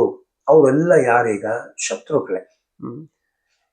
ಆಗ ಇದ್ರ ಹಿಂದೆ ಏನಿದೆ, ಇವರು ರಕ್ಷಣೆ ಐಗುಪ್ತಿಂದ ಒಂದು ಬಿಟ್ಟು ಬಂದ್ಬಿಟ್ಟಿದ್ದಾರೆ, ಅದು ಬೇರೆ ಈಜಿಪ್ಟ್ ಆಯ್ತು. ಆದ್ರೆ ಇವರೆಲ್ಲರೂ ಕಾನಾನ್ ಹೋಗ್ಬಿಟ್ಟು ದೇವ್ರ ಜನ ಆಗ್ಬಿಟ್ರೆ, ಧರ್ಮಶಾಸ್ತ್ರ ನಡೆದ್ರೆ ಇದು ಯಾರಿಗೆ ನಷ್ಟ, ಯಾರಿಗೆ ಕೋಪ ಬರ್ತದೆ? ಐಗುಪ್ತರಿಗೆ ಅಲ್ಲ ಇದು. ಐಗುಪ್ತನು ನಡೆಸ್ತಾ ಇರುವ ಈ ಲೋಕದ ಅಧಿಪತಿ ಇದ್ದಾನೆ. ಈ ಲೋಕದ ಅಧಿಪತಿ ಪೌಲು 2 Corinthians 4:4 ಏನಂತ ಹೇಳ್ತೀವಿ, ಲೋಕವನ್ನು ನಡೆಸ್ತಾ ಇರುವ ಅಧಿಪತಿ ಇಡೀ ಸುವಾರ್ತೆ ನಂಬಾರ್ದಂತ ಲೋಕವನ್ನು ಮಂಕು ಮಾಡಿಬಿಟ್ಟಿದ್ದಾನೆ. ಹಾಗಾದ್ರೆ ಇಸ್ರೇಲ್ ಜನರಿಗೆ ವಿರುದ್ಧವಾಗಿ ದೇಶಗಳನ್ನು ಎಬ್ಬಿಸೋದು ಯಾರು? ದೇವರಿಗೆ ಶತ್ರುವಾಗಿರುವ ಪಿಸಾಸ್ ಅಂತ, ಸೈತಾನ್ ಅಂತ ಇರೋ ವ್ಯಕ್ತಿ. ಇಸ್ರೇಲ್ ಜನ ಒಂದು ಕಾಲದಲ್ಲೂ ದೇವರಿಗೆ ಜನ ಆಗ್ಬಾರದು. ಕಾರಣ ದೇವರ ಚಿತ್ತ ಏನು? ಇವರು ಆ ದೇಶದಲ್ಲಿ ಹೋಗ್ಬಿಟ್ಟು ಧರ್ಮಶಾಸ್ತ್ರ ಪ್ರಕಾರ ನಡೆದ್ರೆ ಇಸ್ರೇಲ್ಗೆ ಬರಬೇಕಾಗಿರೋ ರಕ್ಷಣೆ ಏನಂತ ಈಗ ನಾವು ಮೋಶೆ ಮುಖಾಂತರ ತಿಳ್ಕೊಳ್ಬೇಕು. ಮೋಶೆ ಏನ್ ಹೇಳ್ತಿದ್ದಾರೆ, ಏನಕ್ಕೆ ಇಸ್ರೇಲ್ ಜನ ದೇವ್ರನ್ನ ಆರಿಸ್ಕೊಂಡ್ರು, ಯಾಕೆ ದೇವ್ರು ಇಸ್ರೇಲ್ ಜನರನ್ನು ಕಾನಾನ್ಗೆ ಕರ್ಕೊಂಡು ಹೋಗ್ತಾ ಇರೋದು, ಯಾಕೆ ದೇವರು ಅಬ್ರಾಮನ್ ಕರೆದ್ಬಿಟ್ಟು ಯಾಕೆ ಅಬ್ರಾಮನು ಕಾನಾನಲ್ಲಿ ಫಸ್ಟೇ ಬಿಟ್ಟಿಲ್ಲ, ಯಾಕೆ ಇವರು ಒಂದು ದೇಶವಾಗಿ ಕಾನಾನಲ್ಲಿ ಬೆಳೆದಿಲ್ಲ, ಯಾಕೆ ಇವರು ಒಂದು ಐಗುಪ್ತ ದೇಶದಲ್ಲಿ ಹೋಗಿ ಬೆಳೆದು ಅಲ್ಲಿ ಜನಾಂಗ ಆಗ್ಬಿಟ್ಟು ಅಲ್ಲಿಂದ ಏನಕ್ಕೆ ಕರ್ಕೊಂಡು ಬರ್ತು? ಇದರ ಹಿಂದೆ ಎಲ್ಲ ದೇವರ ನೀತಿ ಏನು? ದೇವ್ರು ಏನಕ್ಕೆ ಇಷ್ಟು ಸುತ್ತಕೊಂಡು ಕೆಲಸ ಮಾಡಬೇಕು? ಏನ್ ಕಾರಣ ಇದೆ? ಆಗ ರಕ್ಷಣೆ ಏನೇನಿದೆ ಅದನ್ನು ತಿಳ್ಕೊಳ್ಬೇಕಾದ್ರೆ ಶತ್ರುಗಳು ಯಾರ್ಯಾರಿದ್ದಾರೆ, ಏನೇನೇನು ಕಾರಣಕ್ಕೆ ಶತ್ರುಗಳಿದ್ದಾರೆ ಅಂತ ನಾವು ತಿಳ್ಕೊಳ್ಬೇಕು. ಸೊ ಶತ್ರುಗಳನ್ನ ತಿಳ್ಕೊಳ್ಳೋದೆ, ಶತ್ರುಗಳ ಉದ್ದೇಶ ನಾವು ತಿಳ್ಕೊಳ್ಳೋದೆ, ರಕ್ಷಣೆ ನಾವು ಸಂಪೂರ್ಣವಾಗಿ ಅರ್ಥ ಮಾಡಕ್ಕೆ ಆಗಲ್ಲ. ಹಾಗಾದ್ರೆ ದೇವರು ಅಬ್ರಾಹ್ಮನ್ ಕರೆದ್ಬಿಟ್ಟು ಏನಕ್ಕೆ ಆಶೀರ್ವಾದ ಕೊಟ್ರು? ಅಬ್ರಾಮ್ ಮೋಶೆನ ಆರಿಸ್ಕೊಂಡು ಏನಕ್ಕೆ? ಅದು ಇವಾಗ ನಾವು ನೋಡೋಣ. ಮೋಶೆ ಮುಖಾಂತರ ಏನ್ ರಕ್ಷಣೆ ಬರ್ಬೇಕಂತ. ಅಬ್ರಾಮ್ ಮುಖಾಂತರ ಅಲ್ಲ, ಅಬ್ರಾಮಿಂದ ಮೋಶೆ ತನಕ ಅದು ಬೇರೆ ಒಂದು ಸತ್ಯ ಇದೆ. ಅದು ನಾವು ಫಸ್ಟು ಇದನ್ನ ಆಗಿದ್ಮೇಲೆ ನೆಕ್ಸ್ಟ್ ಪಾಠದಲ್ಲಿ ನೋಡೋಣ. ಅಬ್ರಾಮಿಂದ ಮೋಶೆ ತನಕ ಏನ್ ಕಾರಣ ಇತ್ತು, ಅಲ್ಲಿ ಶತ್ರು ಯಾರಂತೆಲ್ಲ ನೋಡ್ಬೇಕು, ಡೀಟೇಲ್ ಆಗಿ ನೋಡ್ಬೇಕದು. ಇವಾಗ ನಾವು ನೋಡೋದು ಲಾಸ್ಟ್ ಟೈಮ್ ಸಲ ಮಾಡಿರೋ ಪಾಠ ಕಂಟಿನ್ಯೂ ಮಾಡ್ತಾ ಇರೋದು. ಅದೇನು? ಲೋಕದಲ್ಲಿ ಇರೋರಿಗೆ ರಕ್ಷಣೆ ಅಲ್ಲ ದೇವ್ರು ಹೇಳ್ತಾ ಇರೋದು. ದೇವ್ರು ಹೇಳ್ತಾ ಇರೋದು ಅಬ್ರಾಮ್ ಜನರಿಗೆ, ಅಬ್ರಾಮಲ್ಲಿ ಬಂದಿರೋ ಜನರಿಗೆ ಮೋಶೆ ಮುಖಾಂತರ ಕೊಡ್ತಾ ಇರುವ ರಕ್ಷಣೆ ಏನಕ್ಕೆ, ಮೋಶೆ ಮುಖಾಂತರ ಏನಕ್ಕೆ ಬಿಡುಗಡೆ ಮಾಡಿದ್ರು, ಮೋಶೆ ಅವರಿಗೆ ಏನ್ ಹೇಳ್ತಿದ್ದಾರೆ ಅಂತ ನೋಡ್ಬೇಕೀಗ. ಆಗ ನಾವು ನೀಟಾಗಿ ನಿಧಾನಿಗೆ ವಿಮೋಚನಾ ಕಾಂಡ 19ನೇ ಅಧ್ಯಾಯ ಓದ್ಬೇಕೀಗ. ವಿಮೋಚನಾ ಕಾಂಡ 19 ಸ್ಟಾರ್ಟಿಂಗ್ ಓದುವಾಗ,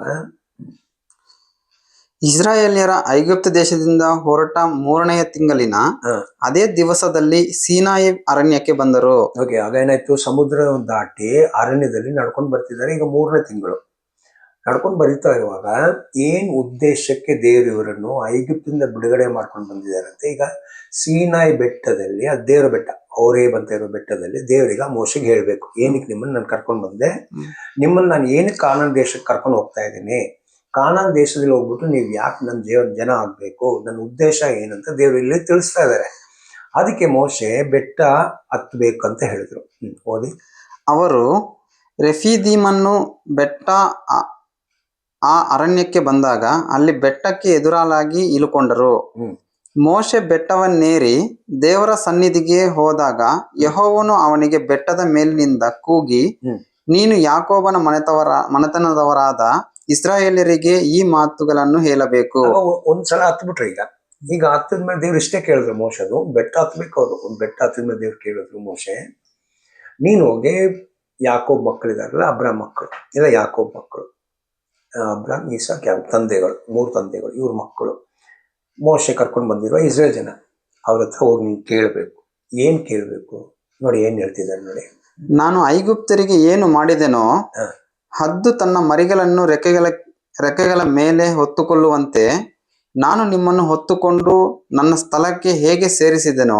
ನೋಡಿ, ಹಾಗೇನು ನೋಡಿ, ಒಂದು ಹದ್ದು ಅವರು ಮಕ್ಕಳನ್ನ ಯಾವ ಥರ ಸುರಕ್ಷವಾಗಿ, ಅದೇ ಥರ ನಾನೇನು ಮಾಡಿದ್ದೀನಿ, ನಿಮ್ಮನ್ನು ಅಬ್ರಾಮ ಜನರನ್ನು ನೀವು ಐಗುಪ್ತಲ್ಲಿ ದಾಸರಾಗಿರುವಾಗ, ಕಷ್ಟಪಡ್ತಾ ಇರುವಾಗ ನಾನು ನಿಮ್ಮನ್ನು ಅಲ್ಲಿಂದ ಬಿಡುಗಡೆ ಮಾಡ್ಕೊಂಡು ಇಲ್ಲಿ ಕರ್ಕೊಂಡು ಬಂದಿದ್ದೇನೆ. ಎಲ್ಲಿಗೆ ಕರ್ಕೊಂಡು ಹೋಗ್ತಾ ಇದ್ದೀನಿ ನಿಮ್ಮನ್ನು? ಅಬ್ರಾಮಿಗೆ ವಾಗ್ದಾನ ಮಾಡಿರೋ ಜಾಗಕ್ಕೆ ನಿಮ್ಮನ್ನು ಕರ್ಕೊಂಡು ಹೋಗ್ತಾ ಇದ್ದೇನೆ, ಕಾನಾನ್ ದೇಶಕ್ಕೆ. ಹಾಗಾದ್ರೆ ನಮ್ಮ ಪ್ರಶ್ನೆ ಏನಾಗಿತ್ತು, ಯಾಕೆ ಅಬ್ರಾಮ್ಗೆ ಕಾನಾನ್ ಕೊಟ್ಟಿಲ್ಲ? ಕಾರಣ ಇದು ಸ್ಟೇಫಾನಸು ಅಪೊಸ್ತಲ ಕೃತಿಯಲ್ಲಿ ಹೇಳೋದು, ಇದನ್ನ ಆಮೇಲೆ ಓದ್ತೀವಿ ನೆಕ್ಸ್ಟ್. ಕಾಲಿಕ್ಕಕ್ಕೂ ಜಾಗ ಕೊಟ್ಟಿಲ್ಲ ಅಂತ ದೇವ್ರ ಅಬ್ರಾಮ್ಗೆ. ಅವರು ಅನ್ಯನಾಗಿದ್ರಂತೆ ಅಲ್ಲಿ, ದೇವ್ರ ವಾಗ್ದಾನ ಮಾಡಿರೋ ಊರಲ್ಲಿ ಅಬ್ರಾಮು ಸ್ವಂತವಾಗಿ ಅಧಿಕಾರಿಯಾಗಿದ್ದಿರಂತೆ, ದಾಸನಾಗಿದ್ರಂತೆ ಅಲ್ಲಿ. ಏನಕ್ಕೆ ಈ ಥರ ಮಾಡಬೇಕು? ದೇವ್ರ ಉದ್ದೇಶ ಏನು? ಸೊ ದೇವರು ಬಂದು ಅಬ್ರಾಮನ್ನು ನಾನು ನಿನಗೆ ಪರಲೋಕ ಕೊಡ್ತೀನಿ ಅಂತ ಒಂದು ಜಾಗದಲ್ಲೂ ಹೇಳಿಲ್ಲ. ಮತ್ತು ಅಬ್ರಾಮ್ ಆಗಲಿ ಹಳೆ ಒಡಂಬಡಿಕೆಗಳ ಯಾವ ಭಕ್ತರು ಆಗಿ ನನಗೆ ಪರಲೋಕ ಬೇಕು ಅಂತ ಯಾರು ಹೇಳಲೇ ಇಲ್ಲ. ಹಾಗಾದ್ರೆ ಅವ್ರಿಗೆ ಗೊತ್ತಿತ್ತು ಅವ್ರನ್ನ ಏನಕ್ಕೆ ಕರೆದಿದ್ದಾರೆ ಅಂತ, ಅವ್ರನ್ನ ಕರೆದಿರೋ ಉದ್ದೇಶ ಏನು, ಅವ್ರು ಯಾಕೆ ರಕ್ಷಣೆ ಹೊಂದಬೇಕು, ಅವ್ರು ಯಾವ ಶತ್ರು ಕೈಯಿಂದ ರಕ್ಷಣೆ ಹೊಂದಬೇಕು, ಇದು ಅವರಿಗೆ ಗೊತ್ತಿತ್ತು.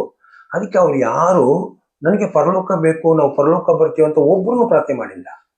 ಹಾಗೆ ನಾವು ಅರ್ಥ ಮಾಡ್ಕೊಳ್ಬೇಕಿದು, ಅವ್ರಿಗೆ ದೇವ್ರು ತಿಳಿಸಿರೋದೇನು, ಅವ್ರಿಗೆ ದೇವ್ರು ತಿಳಿಸಿರೋದೇ ಇದೆ ಈ ಇಸ್ರೇಲ್ ಜನರಿಗೆ. ಸೊ ಅಬ್ರಾಮಿಂದ ಮೋಶೆ ತನಕ ಒಂದು ಸತ್ಯ ಇತ್ತು, ಅದು ನಾವು ನೆಕ್ಸ್ಟ್ ನೋಡ್ತೀವಿ ಯಾಕೆ ಅವ್ರಿಗೆ ಕಾನೂನು ಕೊಟ್ಟಿಲ್ಲ ಅಂತ. ಈಗ ಅದೇ ಮಕ್ಕಳನ್ನು ಸುಮಾರು 430 ವರ್ಷ ಆಗಿದ್ಮೇಲೆ ಅದೇ ಮಕ್ಕಳನ್ನೀಗ ಕಾನಾನ್ಗೆ ಕರ್ಕೊಂಡು ಹೋಗ್ತಾ ಇದ್ದಾರೆ ದೇವರು. ಏನ್ ಕಾರಣ? ಈಗ ಹೇಳ್ತಿದೆ, ಹೋಗಿ ಯಾಕೋ ಮಕ್ಕಳ ಹತ್ರ ಕೇಳು, ನಾನು ನೋಡ್ದಲ್ಲ ನೀವು ನಾನು ಐಗುಪ್ತ ಏನ್ ಮಾಡಿದೆ ಅಂತ. ಐಗುಪ್ತ ದೇವರುಗಳನ್ನು ತೀರ್ಪು ಮಾಡಿ, ಐಗುಪ್ತ ಅರಸನನ್ನೆಲ್ಲ ನಾಶ ಮಾಡಿ ನಿಮ್ಮನ್ನು ಬಿಡುಗಡೆ ಮಾಡ್ಕೊಂಡು ಬಂದಿರೋ ಉದ್ದೇಶ ಏನು, ಏನಕ್ಕೆ ಮಾಡಿದೆ ನಾನು ಇದೆಲ್ಲ? ಸುಮ್ಮನೆ ಅಲ್ಲ, ಒಂದು ಕಾರಣ ಇದೆ. ಏನಾಗ್ಬೇಕು? ನೀವು ನೋಡಿರೋ ನೀವು ನನಗೆ ವಿಧೇಯರಾಗಿ ನಡಿಬೇಕಂತ ಹೋಗಿ ಅವ್ರ ಹತ್ರ ಕೇಳು ಅಂತ ಮೋಶನ್ ತಿರ್ಗಾ ಕಳಿಸ್ಕೊಡ್ತಾ ಇದಾರೆ ನೋಡಿ. ಓದೀಗ ಇದನ್ನೆಲ್ಲ ನೀವು ನೋಡಿದ್ದೀರಷ್ಟೇ. ಹೀಗಿರಲಾಗಿ ನೀವು ನನ್ನ ಮಾತನ್ನು ಶ್ರದ್ಧೆಯಿಂದ ಕೇಳಿ ನಾನು ಮಾಡುವ ನಿಬಂಧನೆಯನ್ನು ಅನುಸರಿಸಿ ನಡೆದರೆ ನೀವು ಎಲ್ಲಾ ಜನಾಂಗಗಳಲ್ಲಿ ನನಗೆ ಸ್ವಕೀಯ ಜನರಾಗುವಿರಿ. ನೋಡಿದ್ರ, ನೀವು ಈಗ ನನಗೆ ನೀವು ಸ್ವಕೀಯ ಜನ ಅಲ್ಲ. ನೀವು ಇವಾಗ ನೀವು ಯಾರು? ಈ ಮಾತು ಹೇಳೋಕ್ ಮುಂಚೆ ನೀವು ಬರೀ ಅಬ್ರಾಮ ಜನರು, ನೀವು ನನಗೆ ಸ್ವಕೀಯ ಜನ ಆಗ್ಲಿಲ್ಲ. ಅಬ್ರಾಮ್ ಸಾಕ್ಷಿಯಲ್ಲಿ ಬಂದಿರೋ ಜನ ನೀವು. ಅಬ್ರಾಮ್ ನನ್ನ ಮಾತು ನಂಬಿ ಬಂದಿದ್ದಾರೆ. ಅಬ್ರಾಮ್ ನನಗೆ ಸ್ನೇಹಿತನು. ಅಬ್ರಾಮ್ ನನ್ನ ಮಾತು ಕೇಳ್ಕೊಂಡು ತನ್ನ ಮಗನನ್ನು ಬಲಿ ಕೊಡೋಕೆ ಸಿದ್ಧವಾಗ್ಬಿಟ್ರು. ಆ ಒಂದು ಸಾಕ್ಷಿಗೆ ನಿಮಗೆ ಆಶೀರ್ವಾದ ಕೊಡ್ತಾ ಇದ್ದೀನಿ. ಏನು, ನೀವು ಅಬ್ರಾಮ್ ಮಕ್ಕಳಂತ. ಆದಿಕಾಂಡದಲ್ಲಿ ಬರ್ದಿರೋದೇನು? ಅಬ್ರಾಮ್ಗೆ ಕೊಟ್ಟಿರೋ ಆಶೀರ್ವಾದ ಅದು. ಅಬ್ರಾಮು 12 ನೀನ್ ನನ್ನ ಮಾತು ಕೇಳಿದಕ್ಕೆ ನಿನ್ನನ್ನು ದೊಡ್ಡ ಜಾತಿಯಾಗಿ ಮಾಡ್ತೀನಂತ. ಅದರ ಫಲವಾಗಿ ಇಸ್ರೇಲ್ ಜನ ಈಗ ದೊಡ್ಡದಾಗಿರೋದು. ಇಸ್ರೇಲ್ ವ್ಯಕ್ತಿಗಳು ಯಾರು ಏನು ಮಾಡಿಲ್ಲ, ಇನ್ನು ವ್ಯಕ್ತಿಯಾಗಿ ಯಾರು ಏನು ಒಳ್ಳೇದು ಮಾಡಿಲ್ಲ ದೇವರಿಗೆ. ಅಬ್ರಾಮ್ ಮಾಡಿದ್ದಕ್ಕೆ ಮಾತ್ರ ಅಬ್ರಾಮ್ ಜನ ದೇವರಿಗೆ ದೊಡ್ಡ ಜನ ಆಗ್ಬಿಟ್ರು, ಈಗ ಆಶೀರ್ವಾದ ಹೊಂದಿರೋ ಜನ. ಅದು ಅಬ್ರಾಮ್ ಸಾಕ್ಷಿಯಲ್ಲಿ ಸಿಕ್ಕಿರೋದು. ಬಟ್ ಇವ್ರು ವ್ಯಕ್ತಿಯಾಗಿ ಯಾರು ದೇವರಿಗೆ ವಿಧೇಯರಾಗಿ ನಡೆದೇ ಇಲ್ಲ, ಎಲ್ಲ ಇನ್ನೂ ತಪ್ಪು ಮಾಡ್ತಾ ಇದ್ದಾರೆ. ಬಟ್ ದೇವ್ರು ಯಾಕೆ ಅವ್ರನ್ನ ಕ್ಷಮಿಸ್ತಾ ಇದ್ದಾರೆ? ಅಬ್ರಾಮ್ಗೆ ಕೊಟ್ಟಿರೋ ವಾಗ್ದಾನ, ಅಬ್ರಾಮ್ ಮೇಲಿರುವ ಆಶೀರ್ವಾದ ಅದು. ಅಬ್ರಾಮ್ ಮಾಡಿರೋ ಒಳ್ಳೆ ಕಾರ್ಯಗಳು, ಈಸಾಕ್ ಮಾಡಿರೋ ಒಳ್ಳೆ ಕಾರ್ಯಗಳು, ಯಾಕೋಬ್ ಮಾಡಿರೋ ಒಳ್ಳೆ ಕಾರ್ಯಗಳು, ಅದಕ್ಕೆ ಇಸ್ರೇಲ್ ಜನರಿಗೆ ಆಶೀರ್ವಾದ ಬರ್ತಾ ಇತ್ತು. ಈಗ ದೇವ್ರು ಕೇಳ್ತಾ ಇರೋದು, ನೀವು ಹೋಗ್ಬೇಕು. ಈಗ ನೋಡಿ, ಇದು ಧರ್ಮಶಾಸ್ತ್ರ ಕಾಂಡದಲ್ಲಿನು ಇನ್ನೊಂದು ವಾಕ್ಯ ಓದಿ, 7ನೇ ಅಧ್ಯಾಯದಲ್ಲಿ 6 ವಿಮೋಚನ ಕಾಂಡ 7:6. ಯೆಹೋವನ ಆಜ್ಞೆಯಂತೆಯೇ ಮೋಶೆ ಆರೋನರು ಮಾಡಿದರು. ಅವರು ಫರೋಹನ ಹತ್ತಿರ ಮಾತಾಡಿದ ಕಾಲದಲ್ಲಿ ಮೋಶೆ 80 ವರ್ಷದವನು, ಆರೋನನು 90 ವರ್ಷ. ಕಂಡ ಎಷ್ಟನೇ ಅಧ್ಯಾಯ? ಧರ್ಮೋಪದೇಶ ಕಾಂಡ 7:6. ಯಾಕೆಂದರೆ ನೀವು ನಿಮ್ಮ ದೇವರಾದ ಯೆಹೋವನಿಗೆ ಮೀಸಲಾದ ಜನರಾಗಿದ್ದೀರಲ್ಲವೇ. ಆತನು ಭೂಲೋಕದಲ್ಲಿರುವ ಸಮಸ್ತ ಜನಾಂಗಗಳಲ್ಲಿ ನಿಮ್ಮನ್ನೇ ಸ್ವಕೀಯ ಜನವಾಗುವುದಕ್ಕೆ ಆದುಕೊಂಡನು. ನೋಡಿ, ನೀವು ಸ್ವಕೀಯ ಜನ ಆಗ್ಬೇಕಂತಾನೆ ನಿಮ್ಮನ್ನು ಆದುಕೊಂಡಿರೋದು. ಯಾಕೆ? ಇನ್ನೊಂದು ಕಾರಣ ನೋಡಿ, ನಿಮ್ಮನ್ನು ಎಲ್ಲಾ ಜನಾಂಗಗಳಲ್ಲಿ ಹೆಚ್ಚು ಮಂದಿ ಎಂದು ಇಷ್ಟಪಟ್ಟು ಆದುಕೊಳ್ಳಲಿಲ್ಲ. ನೀವು ಎಲ್ಲಾ ಜನಾಂಗಗಳಿಗಿಂತಲೂ ಸ್ವಲ್ಪ ಮಂದಿಯಷ್ಟೇ. ನೋಡ್ರ, ಹಾಗಾದ್ರೆ ಲೋಕದಲ್ಲಿ ಎಷ್ಟು ಜನರಿದ್ದಾರೆ? ಮೋಶ ಕಾಲದಲ್ಲಿ ಹೇಳ್ತಾ ಇರೋದು, ಲೋಕದಲ್ಲಿ ಎಷ್ಟು ಜನರಿದ್ದಾರೆ? ನೋವದಲ್ಲಿ ಬಂದಿರೋ ಜನರು, ಇವ್ರನ್ನೆಲ್ಲ ಬಿಟ್ಬಿಟ್ಟು ದೇವ್ರು ನಿಮ್ಮನ್ನು ಮಾತ್ರ ಆರಿಸ್ಕೊಂಡಿರೋ. ನೀವು ದೊಡ್ಡವರು, ಒಳ್ಳೆ ಕೆಲಸ ಮಾಡಿದ್ದೀರಾ, ಅದಕ್ಕೆ ಅಲ್ಲ. ನೀವು ಅಬ್ರಾಮಲ್ಲಿ ಹುಟ್ಟು ಬೆಳೆದು ಬಂದಿರೋ ಒಂದು ಸ್ವಲ್ಪ ಜನ. ಹಾಗಾದ್ರೆ ನೋವಾದಲ್ಲಿ ಎಷ್ಟು ಜನ ಇರ್ಬೇಕು ಲೋಕದಲ್ಲಿ? ಆಗ ಇವರು ಅಬ್ರಾಮಲ್ಲಿ ಹುಟ್ಟು ಬಂದಿರೋ ಒಂದು ಸ್ವಲ್ಪ ಜನ. ಈ ಸ್ವಲ್ಪ ಜನವನ್ನು ದೇವರು ಕರೆದುಬಿಟ್ಟು, ನೋಡಿ ನೀವು ನನಗೆ ಸೊಕ್ಕಿಯ ಜನ ಆಗ್ಬೇಕಂತ. ಹಾಗಾದ್ರೆ ವಿಮೋಚನಾ ಕಾಂಡ 19 ಬರ್ದಿರೋದನ್ನೇ ಧರ್ಮೋಪದೇಶ ಕಾಂಡ 7ನೇ ಅಧ್ಯಾಯದಲ್ಲೂ ಬರೀತಾರೆ. ಪ್ಯಾರಲಲ್ ಚಾಪ್ಟರ್ ಇದು, ಸೇಮ್ ಒಂದೇ ಸಂಭವನೆ. ಇಲ್ಲಿ 19 ಬಂತು, ಅಲ್ಲಿ 7ನೇ ಅಧ್ಯಾಯದಲ್ಲಿ ಬಂತು. ಇಲ್ಲಿ 19 ಧರ್ಮಶಾಸ್ತ್ರ ಪ್ರಕಾರ ಇದೆ, ಅಲ್ಲಿ ಧರ್ಮೋಪದೇಶ ಕಾಂಡ 5ನೇ ಅಧ್ಯಾಯದಲ್ಲಿ ಧರ್ಮಶಾಸ್ತ್ರಗಳು 10 ಕಟ್ಟಳೆ ಬಗ್ಗೆ ಕೊಟ್ಟು ಬರೆದಿದ್ದಾರೆ. ಸೇಮ್ ಪ್ಯಾರಲಲ್ ಚಾಪ್ಟರ್ಗಳು ಇದು, ಒಂದೇ ಇದ್ರಲ್ಲಿ ಬರೆದಿರೋದು. ಆಗ ಏನಾಯ್ತು, ಈಗ ವಿಮೋಚನಾ ಕಾಂಡಕ್ಕೆ ಬನ್ನಿ. 19ನೇ ಅಧ್ಯಾಯದಲ್ಲಿ, ನೀವು ನನ್ನ ಮಾತು ಕೇಳಿ ನಡೆದರೆ, ಏನು ಇಸ್ರೇಲ್ ಜನ ಇನ್ನು ಮುಂದೆ ದೇವ್ರು ಕೊಡುವ ಮಾತು ಕೇಳಿ ನಡೆದ, ಮಾತು ಏನಂತ ಇನ್ನೂ ಹೇಳಲಿಲ್ಲ. ಆ ಮಾತು ಏನಂತ ಕೊಡೋಕ್ ಮುಂಚೆ ಧರ್ಮಶಾಸ್ತ್ರಗಳಾಗ್ಲಿ ಕಟ್ಟಳೆಗಳಾಗ್ಲಿ ಆಜ್ಞೆಗಳು ಕೊಡೋಕ್ ಮುಂಚೆನೆ ದೇವ್ರೊಂದು ಮಾತು ಕೇಳ್ತಿದ್ದಾರೆ.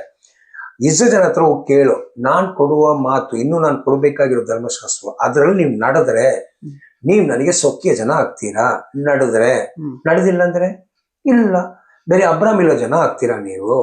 ಹಾಗಾದ್ರೆ ಅಬ್ರಾಮ್ ಇರುವ ಜನರಿಗೂ ಅದೊಂಥರ ರಕ್ಷಣೆ. ಅದು ಆ ಜನರಿಗೆ ಬೇರೊಂಥರ ರಕ್ಷಣೆ ಕೊಡಬೇಕು. ಈಗ ಇನ್ನೊಂದು ಆಶೀರ್ವಾದ, ಒಂದು ರಕ್ಷಣೆ ಕೊಟ್ಟು ಒಂದು ಒಳ್ಳೆ ಆಶೀರ್ವಾದ ಕೊಡ್ಬೇಕಂತಾನೆ ಅವ್ರ ಹತ್ರ ಕೇಳ್ತಾರೋ, ನಾನು ನಿಮಗೆ ಧರ್ಮಶಾಸ್ತ್ರದೆಲ್ಲ ಕೊಡ್ಬೇಕು, ಅದ್ರಲ್ಲಿ ನಡೆದ್ರೆ ನೀನೇನಾಗ್ತೀರಾ, ನನ್ನ ಸ್ವಕೀಯ ಜನ ಆಗ್ತೀರಾ. ನೆಕ್ಸ್ಟ್, ಸಮಸ್ತ ಭೂಮಿಯು ನನ್ನದಷ್ಟೇ. ಭೂಮಿಯಲ್ಲಿ ಈಗ ನಾನು ಎಲ್ಲ ಜನ ಕರೆದಿಲ್ಲ, ಎಲ್ಲ ಜನ ಬಿಟ್ಬಿಟ್ಟಿದ್ದೀನಿ, ಸ್ವಲ್ಪ ಅಂತ ನಿಮ್ಮನ್ನು ಕರೆದಿದ್ದೀನಿ. ಯಾಕೆ? ಭೂಮಿ ಎಲ್ಲ ನಂದೇ, ಅವರು ನನ್ನ ಜನರೇ. ಅವ್ರು ನಾನೀಗ ಕರೆದಿಲ್ಲ, ನಾನು ಅವ್ರಿಗೆ ಈಗ ಆಶೀರ್ವಾದ ಕೊಡಲ್ಲ. ನಾನು ಆಶೀರ್ವಾದ ಕೊಡ್ತಾ ಇರೋದೇನು, ಬರೀ ಅಬ್ರಾಮ್ ಜನರಿಗೆ. ಕಾರಣ ನಾನು ಅಬ್ರಾಮ್ ಏನು ಕಾಣಿಸ್ಕೊಂಡೆ, ಅಬ್ರಾಮ್ಗೆ ಆಶೀರ್ವಾದ ಕೊಡಬೇಕು. ಅಬ್ರಾಮ್ದ ಭೂಮಿಯನ್ನ ಇದು ಒಂದು ಜನರನ್ನು ಕಾಣ್ ಮಾಡಿ ಅವ್ರ ಮುಖಾಂತರ ಭೂಮಿಗೆ ಆಶೀರ್ವಾದ ಕೊಡಬೇಕು, ಭೂಮಿಯಲ್ಲಿರೋ ಜನರಿಗೆ. ಆದಿಕಾಂಡ 12, ಆದಿಕಾಂಡ 22 ಅದೇನೆ, ನೀನ್ ನನ್ನ ಮಗನನ್ನು ಬಲಿ ಕೊಡೋದಕ್ಕೆ ಆಶೀರ್ವಾದ ಕೊಟ್ಟಿದೆ, ಅದ್ರಲ್ಲಿ ಇನ್ನೊಂದು ಆಶೀರ್ವಾದ ಕೊಡ್ತಾ ಇದ್ದೀನಿ ನಾನು ನಿಮ್ಗೆ. ನಿನ್ನ ಮುಖಾಂತರ ಭೂಮಿಲಿರೋ ಎಲ್ಲರಿಗೂ ಆಶೀರ್ವಾದ ಆಗ್ಬೇಕಂತ ಅಲ್ಲೂ ಹೇಳಿದ್ರು. 12 ಹೇಳಿದ್ದಾರೆ, 22 ಹೇಳಿದ್ದಾರೆ. ಇದೇ ಆಶೀರ್ವಾದ ಈಗ ಅವರಿಗೆ ಬರ್ಬೇಕಂತಾನೆ ದೇವರು ಅಬ್ರಾಮ್ ಜನರ ಹತ್ರ ಕೇಳ್ತಾರೋ, ನೋಡಿ ನೀವು ಅಬ್ರಾಮ್ಗೆ ಜನರಾಗಿದ್ದೀರಾ, ನೀವು 8ನೇ ದಿನ ಸುನ್ನತಿ ಮಾಡ್ಕೊಂಡಿದ್ದೀರಾ. ನೀವು 8ನೇ ದಿನ ಸುನ್ನತಿ ಮಾಡಿದ್ದಕ್ಕೆ ಏನಾಯ್ತು, ನಿಮಗೆ ಎಂಟ್ರಿ ಇದೆ. 8ನೇ ದಿನ ಸುನ್ನತಿ ಮಾಡಿರೋರಿಗೆ ಮಾತ್ರ ಈ ಮಾತಲ್ಲಿ ಬರೋಕೆ ಅವಕಾಶ ಇದೆ, ಈ ಆಶೀರ್ವಾದ ಒಳಗೆ ಬರೋಕೆ ಅವಕಾಶ ಇರೋದು. ಅವ್ರು ಏನ್ ಮಾಡ್ಬೇಕು, ಸುನ್ನತಿ ಮಾಡಿರೋರು 8ನೇ ದಿನ ಮಾಡಿರ್ಬೇಕು. 9, 7 ಎಲ್ಲ ಮಾಡೋಕ್ಕಾಗಲ್ಲ. ಕರೆಕ್ಟ್ 8ನೇ ದಿನ ಹುಟ್ಟಿ 8ನೇ ದಿನ ಸುನ್ನತಿ ಮಾಡಿ ಹೆಸರಿಟ್ಕೊಂಡಿರೋರು ಇಸ್ರೇಲ್ ಜನರು. ಅಬ್ರಾಮ್ಗೆ ಸಂತಾನ ಅಂತ ಒಪ್ಪಿಗೆ ಆಗ್ಬಿಡುತ್ತೆ, ಅಂಗೀಕಾರ ಆಗ್ಬಿಟ್ಟಿರ್ತದೆ. ಆ ಜನರಿಗೆ ಈಗ ಮೋಶೆ ಹೇಳ್ತಾ ಇರೋದು, ದೇವ್ರು ನಿಮ್ಗೆ ಇನ್ನೊಂದು ಮಾತು ಕೊಟ್ಟಿದ್ದಾರೆ. ಈ ಮಾತು ಪ್ರಕಾರ ನೀವು ನಡೆದ್ರೆ ನೀವು ಆಲ್ರೆಡಿ ದೇವರಿಗೆ ಮೀಸಲಾಗಿರೋ ಜನ, ಬಟ್ ಈಗ ದೇವರಿಗೆ ಸೊಕ್ಕಿಯ ಜನ ಆಗ್ತದೆ. ಇನ್ನೂ ಹತ್ರ, ಇನ್ನೂ ಇಷ್ಟಪಟ್ಟಿರೋ ಜನ ಆಗ್ಬಿಡ್ತೀರಾ ನೀವು. ನೆಕ್ಸ್ಟ್, ನೀವು ನನಗೆ ಯಾಜಕ ರಾಜ್ಯವು ಪರಿಶುದ್ಧ ಜನವೂ ಆಗುವಿರಿ. ನೋಡಿದ್ರ, ಇದ್ದೀರಂತಲ್ಲ, ನೀವು ಆಲ್ರೆಡಿ ಅಬ್ರಾಮಲ್ಲಿ ಒಳ್ಳೆ ಜನ ನನಗೆ, ಬಟ್ ನೀವು ಈ ಮಾತು ಕೇಳಿ ನಡೆದ್ರೆ ಇನ್ನು ಮುಂದೆ ನೀವು ನನಗೆ ಯಾಜಕರಾಗ್ಬೇಕು. ನೀವು ನನಗೆ ಒಂದು ಸ್ವಕೀಯ ರಾಜ್ಯ, ನನಗೆ ಕಿಂಗ್ಡಮ್ ಆಫ್ ಕಿಂಗ್ಸ್ ಮತ್ತು ಪ್ರೀಸ್ಟ್, ರಾಯಲ್ ಪೀಪಲ್, ಇದು ನೀವು ಆಗ್ಬೇಕು. ಯಾರು? ಅಬ್ರಾಮ್ ಹುಟ್ಟಿರೋ ಎಲ್ಲ ಜನರಲ್ಲ.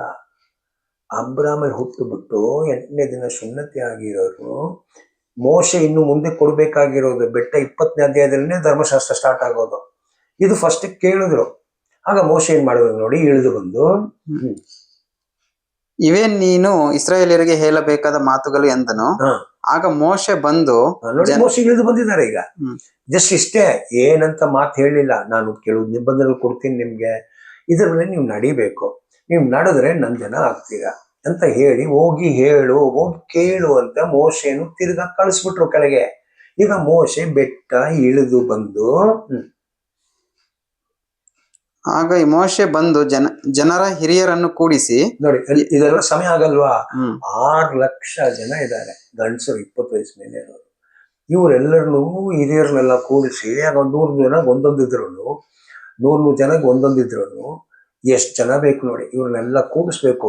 ಇವರೆಲ್ಲ ಕೂಡಿ ಬಂದ್ಮೇಲೆ ಅವ್ರ ಹತ್ರ ಆಜ್ಞಾಪಿಸಿದ್ದ ಈ ಮಾತುಗಳನ್ನೆಲ್ಲ ಅವರಿಗೆ ತಿಳಿಸಿದನು. ನೋಡಿದ್ರ, ಈ ಮೇಲೆ ಬರೆದಿರೋ, ಹೋಗಿ ಕೇಳಪ್ಪ, ನೀವು ಸೊಕ್ಕೆ ಜನ ಆಗ್ಬೇಕು, ನೀವು ಮಾತೆಲ್ಲ ಕೇಳಿ ನಡೆದ್ರೆ ನೀವು ಯಾಜಕರಾಗ್ಬೇಕು ದೇವರಿಗೆ. ಯಾವಾಗ? ಈ ಲೋಕ ಅಲ್ಲ, ಈ ಧರ್ಮಶಾಸ್ತ್ರ ಕೊಟ್ಟಿರೋದು, ಇದೇ ಧರ್ಮಶಾಸ್ತ್ರ ಕೊಡುವಾಗ ಮೋಶೆ ಒಂದು ಮಾತು ಹೇಳಿದ್ರು, ನನ್ನ ಹಾಗೆ ಇನ್ನೊಂದು ಪ್ರವಾದಿ ಬರಬೇಕು.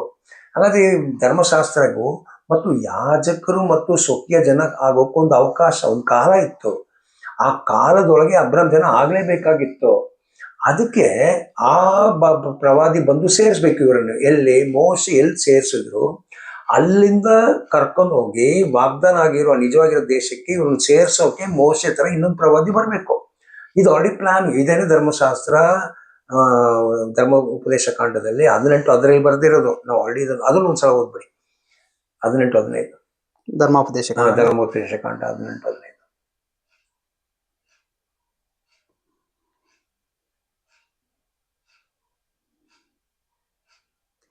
ನಿಮ್ಮ ದೇವರಾದ ಯೆಹೋವನು ನಿಮ್ಮ ಸಹೋದರರಲ್ಲಿ ನನ್ನಂತ ಪ್ರವಾದಿಯನ್ನು ನಿಮಗೆ ಏರ್ಪಡಿಸುವನು, ಅವನಿಗೆ ನೀವು ಕಿವಿಗೊಡಬೇಕು. ನೋಡ್ದ, ಈಗ ನಾನ್ ಬೆಟ್ಟ ಹತ್ಬಿಟ್ಟು ನನಗೆ ಕೊಟ್ಟಿರೋ ಮಾತು ಬಂದು ನಾನು ನಿಮ್ಗೆ ಹೇಳ್ಕೊಟ್ಟಿದ್ದೀನಿ. ನನ್ನ ಮಾತು ಕೇಳಿ ನಡೆದು ಕಾನಾನ್ಗೆ ಸೇರ್ಬಿಟ್ಟು ಕಾನಾನಲ್ಲಿ ಇತ್ಕೊಂಡು ಧರ್ಮಶಾಸ್ತ್ರ ಪ್ರಕಾರ ವಿಧೇಯರಾಗಿ ದೇವರಿಗೆ ಸುಖಿಯ ಜನವಾಗಿ ನೀವು ಆಶೀರ್ವಾದ ಹೊಂದ್ತಾ ಇರಬೇಕು. ಆಮೇಲೆ ಏನಾಗುತ್ತೆ, ಈ ವಾಗ್ದಾನ ನೆರವೇರಿಸೋಕೆ ನಿಮ್ಮನ್ನು ವಾಗ್ದಾನ ಏನು, ಯಾಜಕರು ಮತ್ತು ಸ್ವಕೀಯ ಜನ ಅಂತ ದೇಶಕ್ಕೆ ನಿಮ್ಮನ್ನು ಕರ್ಕೊಂಡು ಹೋಗೋಕೆ ನನ್ನ ಹಾಗೆ ಇನ್ನೊಂದು ಪ್ರವಾದಿ ಬರಬೇಕು.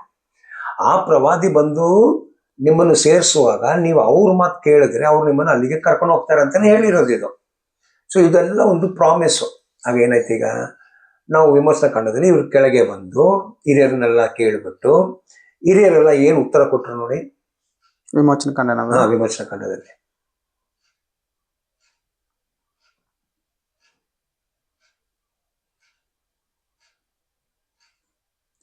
ಜನರೆಲ್ಲರೂ ಯೆಹೋವನು ಹೇಳಿದಂತೆಯೇ ಮಾಡುವೆವು ಎಂದು ಒಗ್ಗಟ್ಟಾಗಿ ಪ್ರತ್ಯುತ್ತರ ಕೊಡಲಾಗಿ. ನೋಡ್ದ, ಈಗ ಏನಂತ ಹೇಳಿದ್ರು, ನಾನು ಉತ್ತರ, ಅವರು ನಾವು ಮಾಡ್ತೀವಿ ಅಂತ ಹೇಳಿದ್ರು ಅಷ್ಟೇ. ನಾವು ಮಾಡ್ತೀವಿ, ಅವ್ರು ಏನ್ ಹೇಳಿದ್ರು ಅದನ್ನ ಮಾಡ್ತೀವಿ ಅಂತ ಇವ್ರು ಒಪ್ಪಿಗೆ ಕೊಟ್ರು. ಇದು ಹೋಗಿ ಈಗ ತಿಳಿಸ್ಬೇಕು ದೇವರಿಗೆ. ಮೋಶೆ ಯೆಹೋವನ ಬಳಿಗೆ ಹೋಗಿ ನೋಡ್ದ, ಹಾಗಾದೇನು, ಮೊದಲು ಹತ್ತು ಬಿಟ್ಟು ದೇವ್ರು ಕೊಟ್ಟಿರೋ ಮಾತು ಕೆಳಗೆ ಬಂದು ಹಿರಿಯರನ್ನೆಲ್ಲ ಕೂರಿಸಿ ಅವ್ರ ಹತ್ರ ಮಾತಾಡ್ಬಿಟ್ಟು ಎಲ್ಲರೂ ಒಪ್ಪಿಗೆ ಕೊಟ್ಟಿದ್ಮೇಲೆ ತಿರ್ಗಾ ಯೆಹೋವನ ಹತ್ರ ಹೋಗಿದ್ದಾರೆ. ತಿರ್ಗಾ ಬೆಟ್ಟ ಹತ್ತಿದ್ದಾರೆ ಅವ್ರು 2 ಸಲ. ತಿರ್ಗಾ ಬೆಟ್ಟ ಹತ್ಬಿಟ್ಟು ಹೋಗಿ ದೇವ್ರ ಹತ್ರ ಹೇಳುದು, ಈ ತರ ಒಪ್ಪಿಗೆ ಮಾಡ್ಕೊಂಡಿದ್ದಾರೆ ಜನ.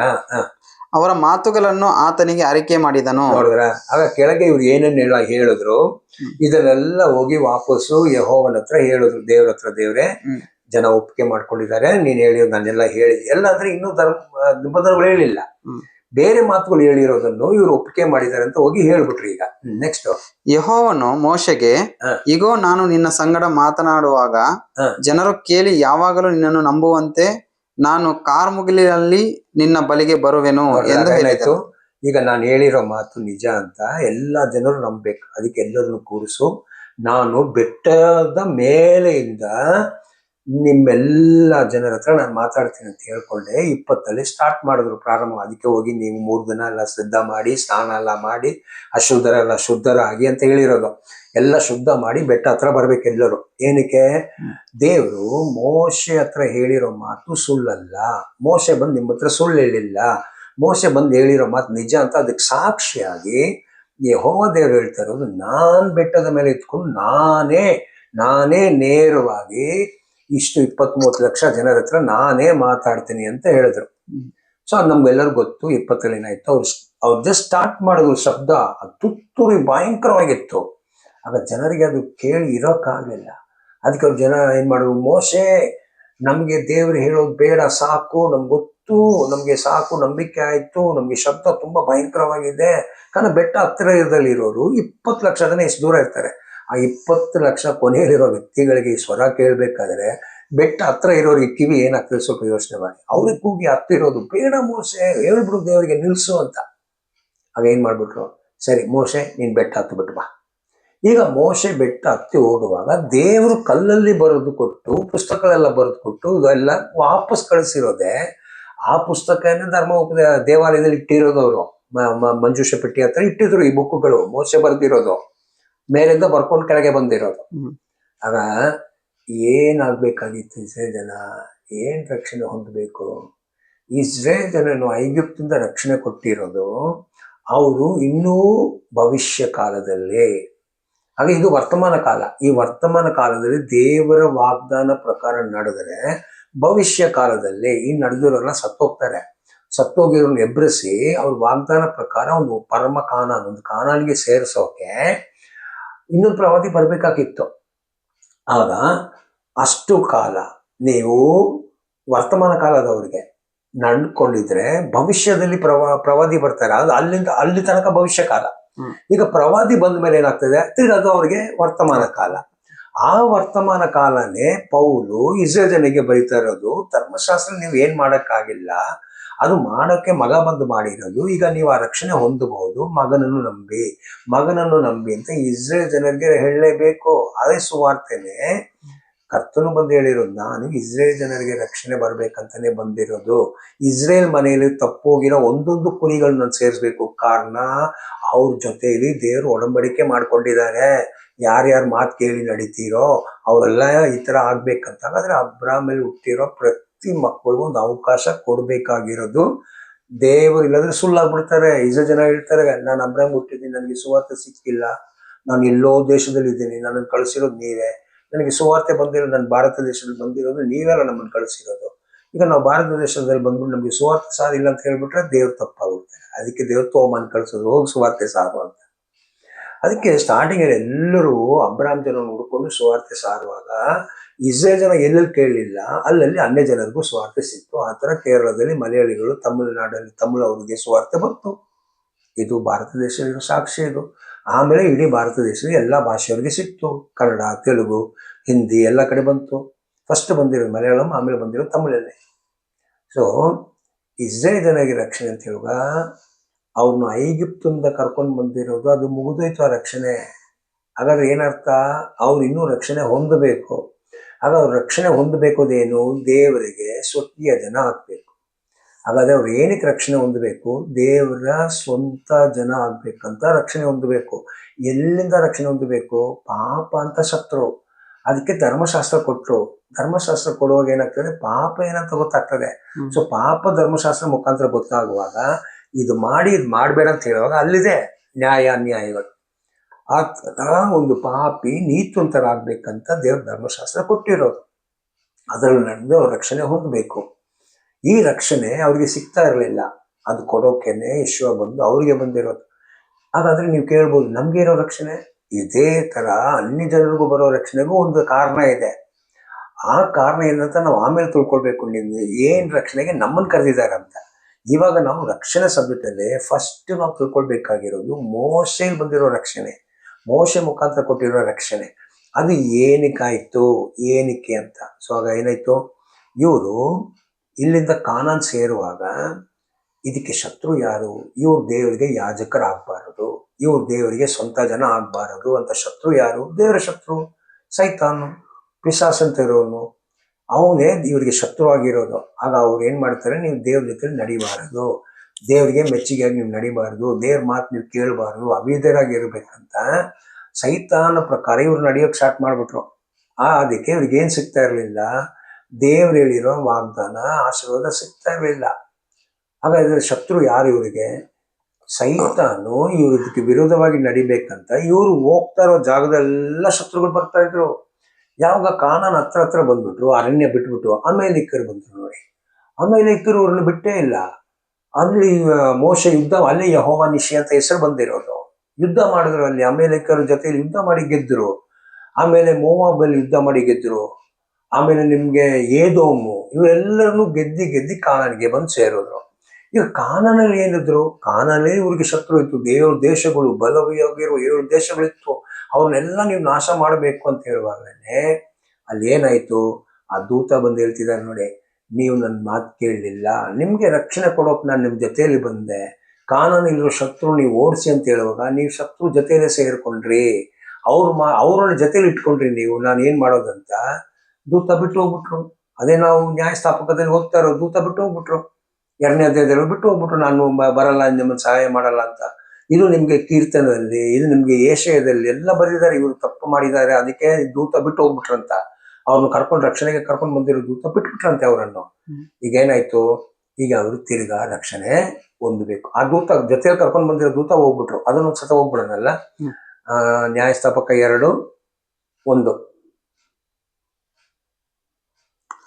ಯೆಹೋವನ ದೂತನು ಗಿಲ್ಗಾಲಿನಿಂದ ಬೋಕೆಮಿಗೆ ಬಂದು ಇಸ್ರಾಯೇಲರಿಗೆ, ನಾನು ನಿಮ್ಮನ್ನು ಐಗುಪ್ತದಿಂದ ಬರಮಾಡಿ ನಿಮ್ಮ ಪಿತೃಗಳ ಬಲಿಗೆ ಪ್ರಮಾಣ ಮಾಡಿದ ದೇಶಕ್ಕೆ ಕರೆತಂದೆನು. ನೋಡಿದ್ರೆ ಹಾಗಾದೇನು, ನಾನು ನಿಮ್ಮನ್ನು ದಾರಿಯಲ್ಲಿ, ಹಾಗಾದ್ರೆ 40 ವರ್ಷ ಅರಣ್ಯದಲ್ಲಿ ಕರ್ಕೊಂಡು ಬಂದಿದ್ದು ನಾನೇ. ಯಾಕೆ? ನೀವು ದೇವರಿಗೆ ಸೌಖ್ಯ ಜನ ಆಗ್ಬೇಕು. ಯಾರಿಗೆ ಮಾಡಿರೋ ವಾಗ್ದಾನ?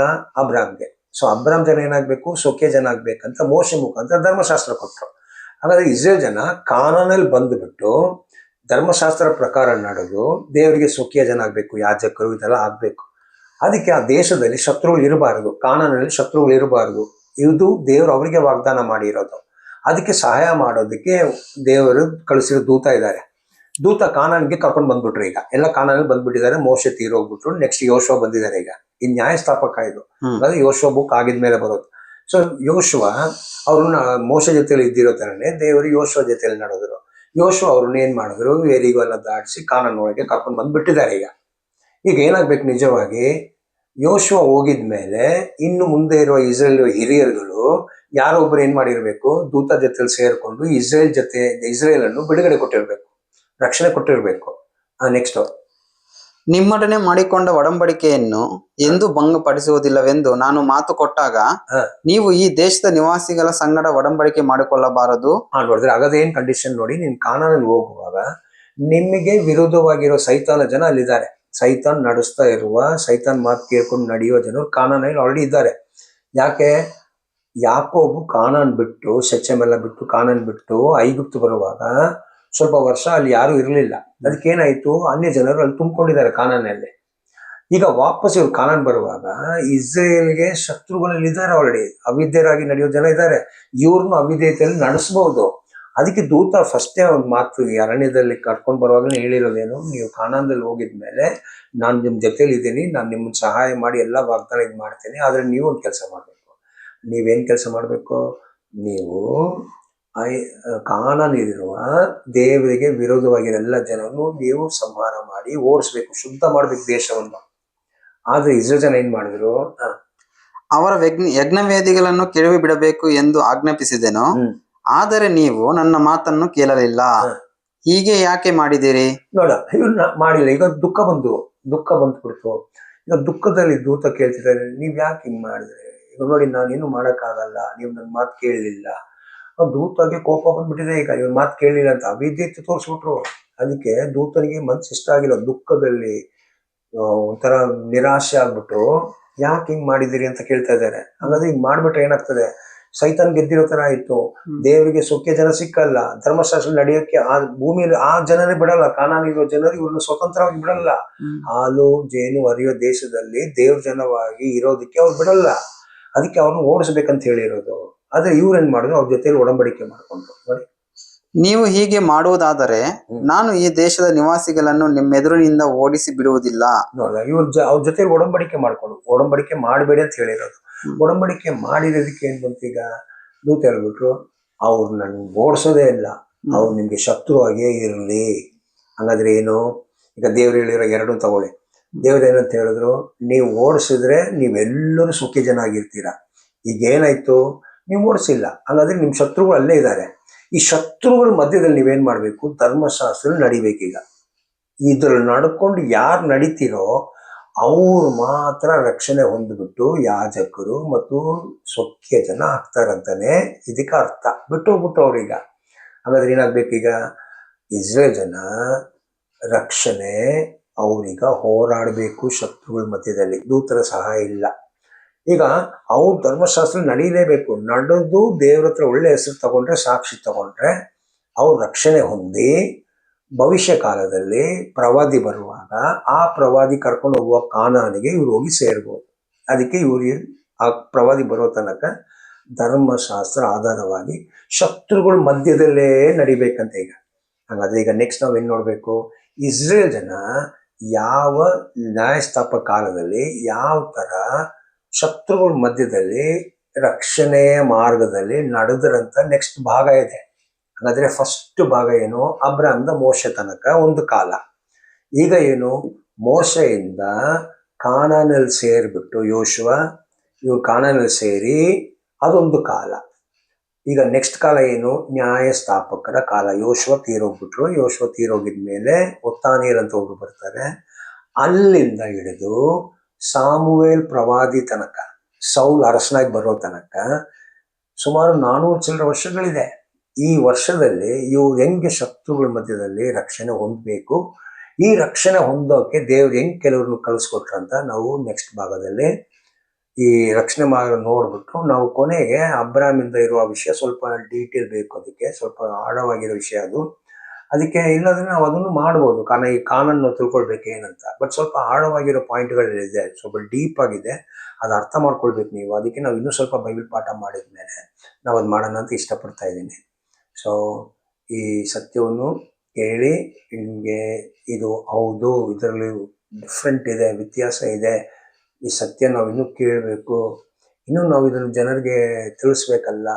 ಆಗ ನೀವು ನಿಮಗೆ ಗೊತ್ತಿರೋರು, ನಿಮಗೆ ಇಷ್ಟ ಇರೋರಿಗೆ ಏನು ಮಾಡಿ, ಇದನ್ನು ಸ್ವಲ್ಪ ಹಂಚ್ಕೊಳ್ಳಿ. ಹಾಗಾದ್ರೆ ಏನಾಗ್ತದೆ, ನಿಮ್ಮ ಮುಖಾಂತರ ಅವ್ರಿಗೆ ಅಟ್ಲೀಸ್ಟ್ ಏನಾಗಲಿ ಸತ್ಯ ಗೊತ್ತಾಗಲಿ. ಹಂಗೆ ಒಬ್ಬರನ್ನೊಬ್ಬರನ್ನು ನಾವು ಈ ಮಾರ್ಗದಲ್ಲಿ ಸೇರಿಸಿ ದೇವರ ರಾಜ್ಯವನ್ನು ನಾವು ವಿಶಾಲವಾಗಿ ಮಾಡೋಕ್ಕೆ ನಾವೆಲ್ಲರೂ ಸಣ್ಣದಾಗಿ ಚಿಕ್ಕದಾಗಿ ಒಂದೊಂದು ಕೆಲಸ ಮಾಡೋಣ. ನಾನು ಒಂದು ಕಷ್ಟಪಡ್ತಾ ಇದ್ದೀನಿ, ಅದೇ ಥರ ನನ್ನನ್ನು ಕೇಳುವ ನೀವನ್ನು ನಮ್ಮ ಜೊತೆಯಲ್ಲಿ ಸೇರಿಕೊಂಡು ಇದನ್ನು ಇಷ್ಟಪಡೋರಿಗೆ ಬಲವಂತವಾಗಿ ಫೋರ್ಸ್ ಆಗಿ ಏನೂ ಇಲ್ಲ, ಯಾರು ಇಷ್ಟಪಟ್ಟು ಕೇಳ್ತಾ ಇದ್ರೆ ಸತ್ಯ ಬೇಕು, ಹುಡುಕ್ತಾ ಇದೀವಿ, ನಮಗೆ ಬೇಕು, ದೇವರಿಗೆ ಒಳ್ಳೆ ಜನರಾಗಿ ನಾವು ನಡೀಬೇಕು ಅಂತ ಇಷ್ಟ ಇರೋರಿಗೆ, ಅಂತ ಹುಡುಕೋರಿಗೆ, ನಿಮ್ಗೆ ಗೊತ್ತಿರೋರಿಗೆ ನೀವು ಇದನ್ನು ಹಂಚ್ಕೊಡಿ. ಅವರು ಕೇಳಿ ನಾವೆಲ್ಲರೂ ಒಂದೇ ಸತ್ಯ, ಒಂದೇ ನಂಬಿಕೆಯಲ್ಲಿ ದೇವರನ್ನು ಕೊಂಡಾಡೋಣ, ಕೀರ್ತಿಪಡಿಸೋಣ. ಸೊ ದೇವರು ನಮ್ಮನ್ನು ಸಹಾಯ ಮಾಡಲಿ ಅಂತ ಪ್ರಾರ್ಥನೆಯಲ್ಲಿ ನಾನು ಇದನ್ನು ಮುಗಿಸ್ತಾ ಇದ್ದೇನೆ.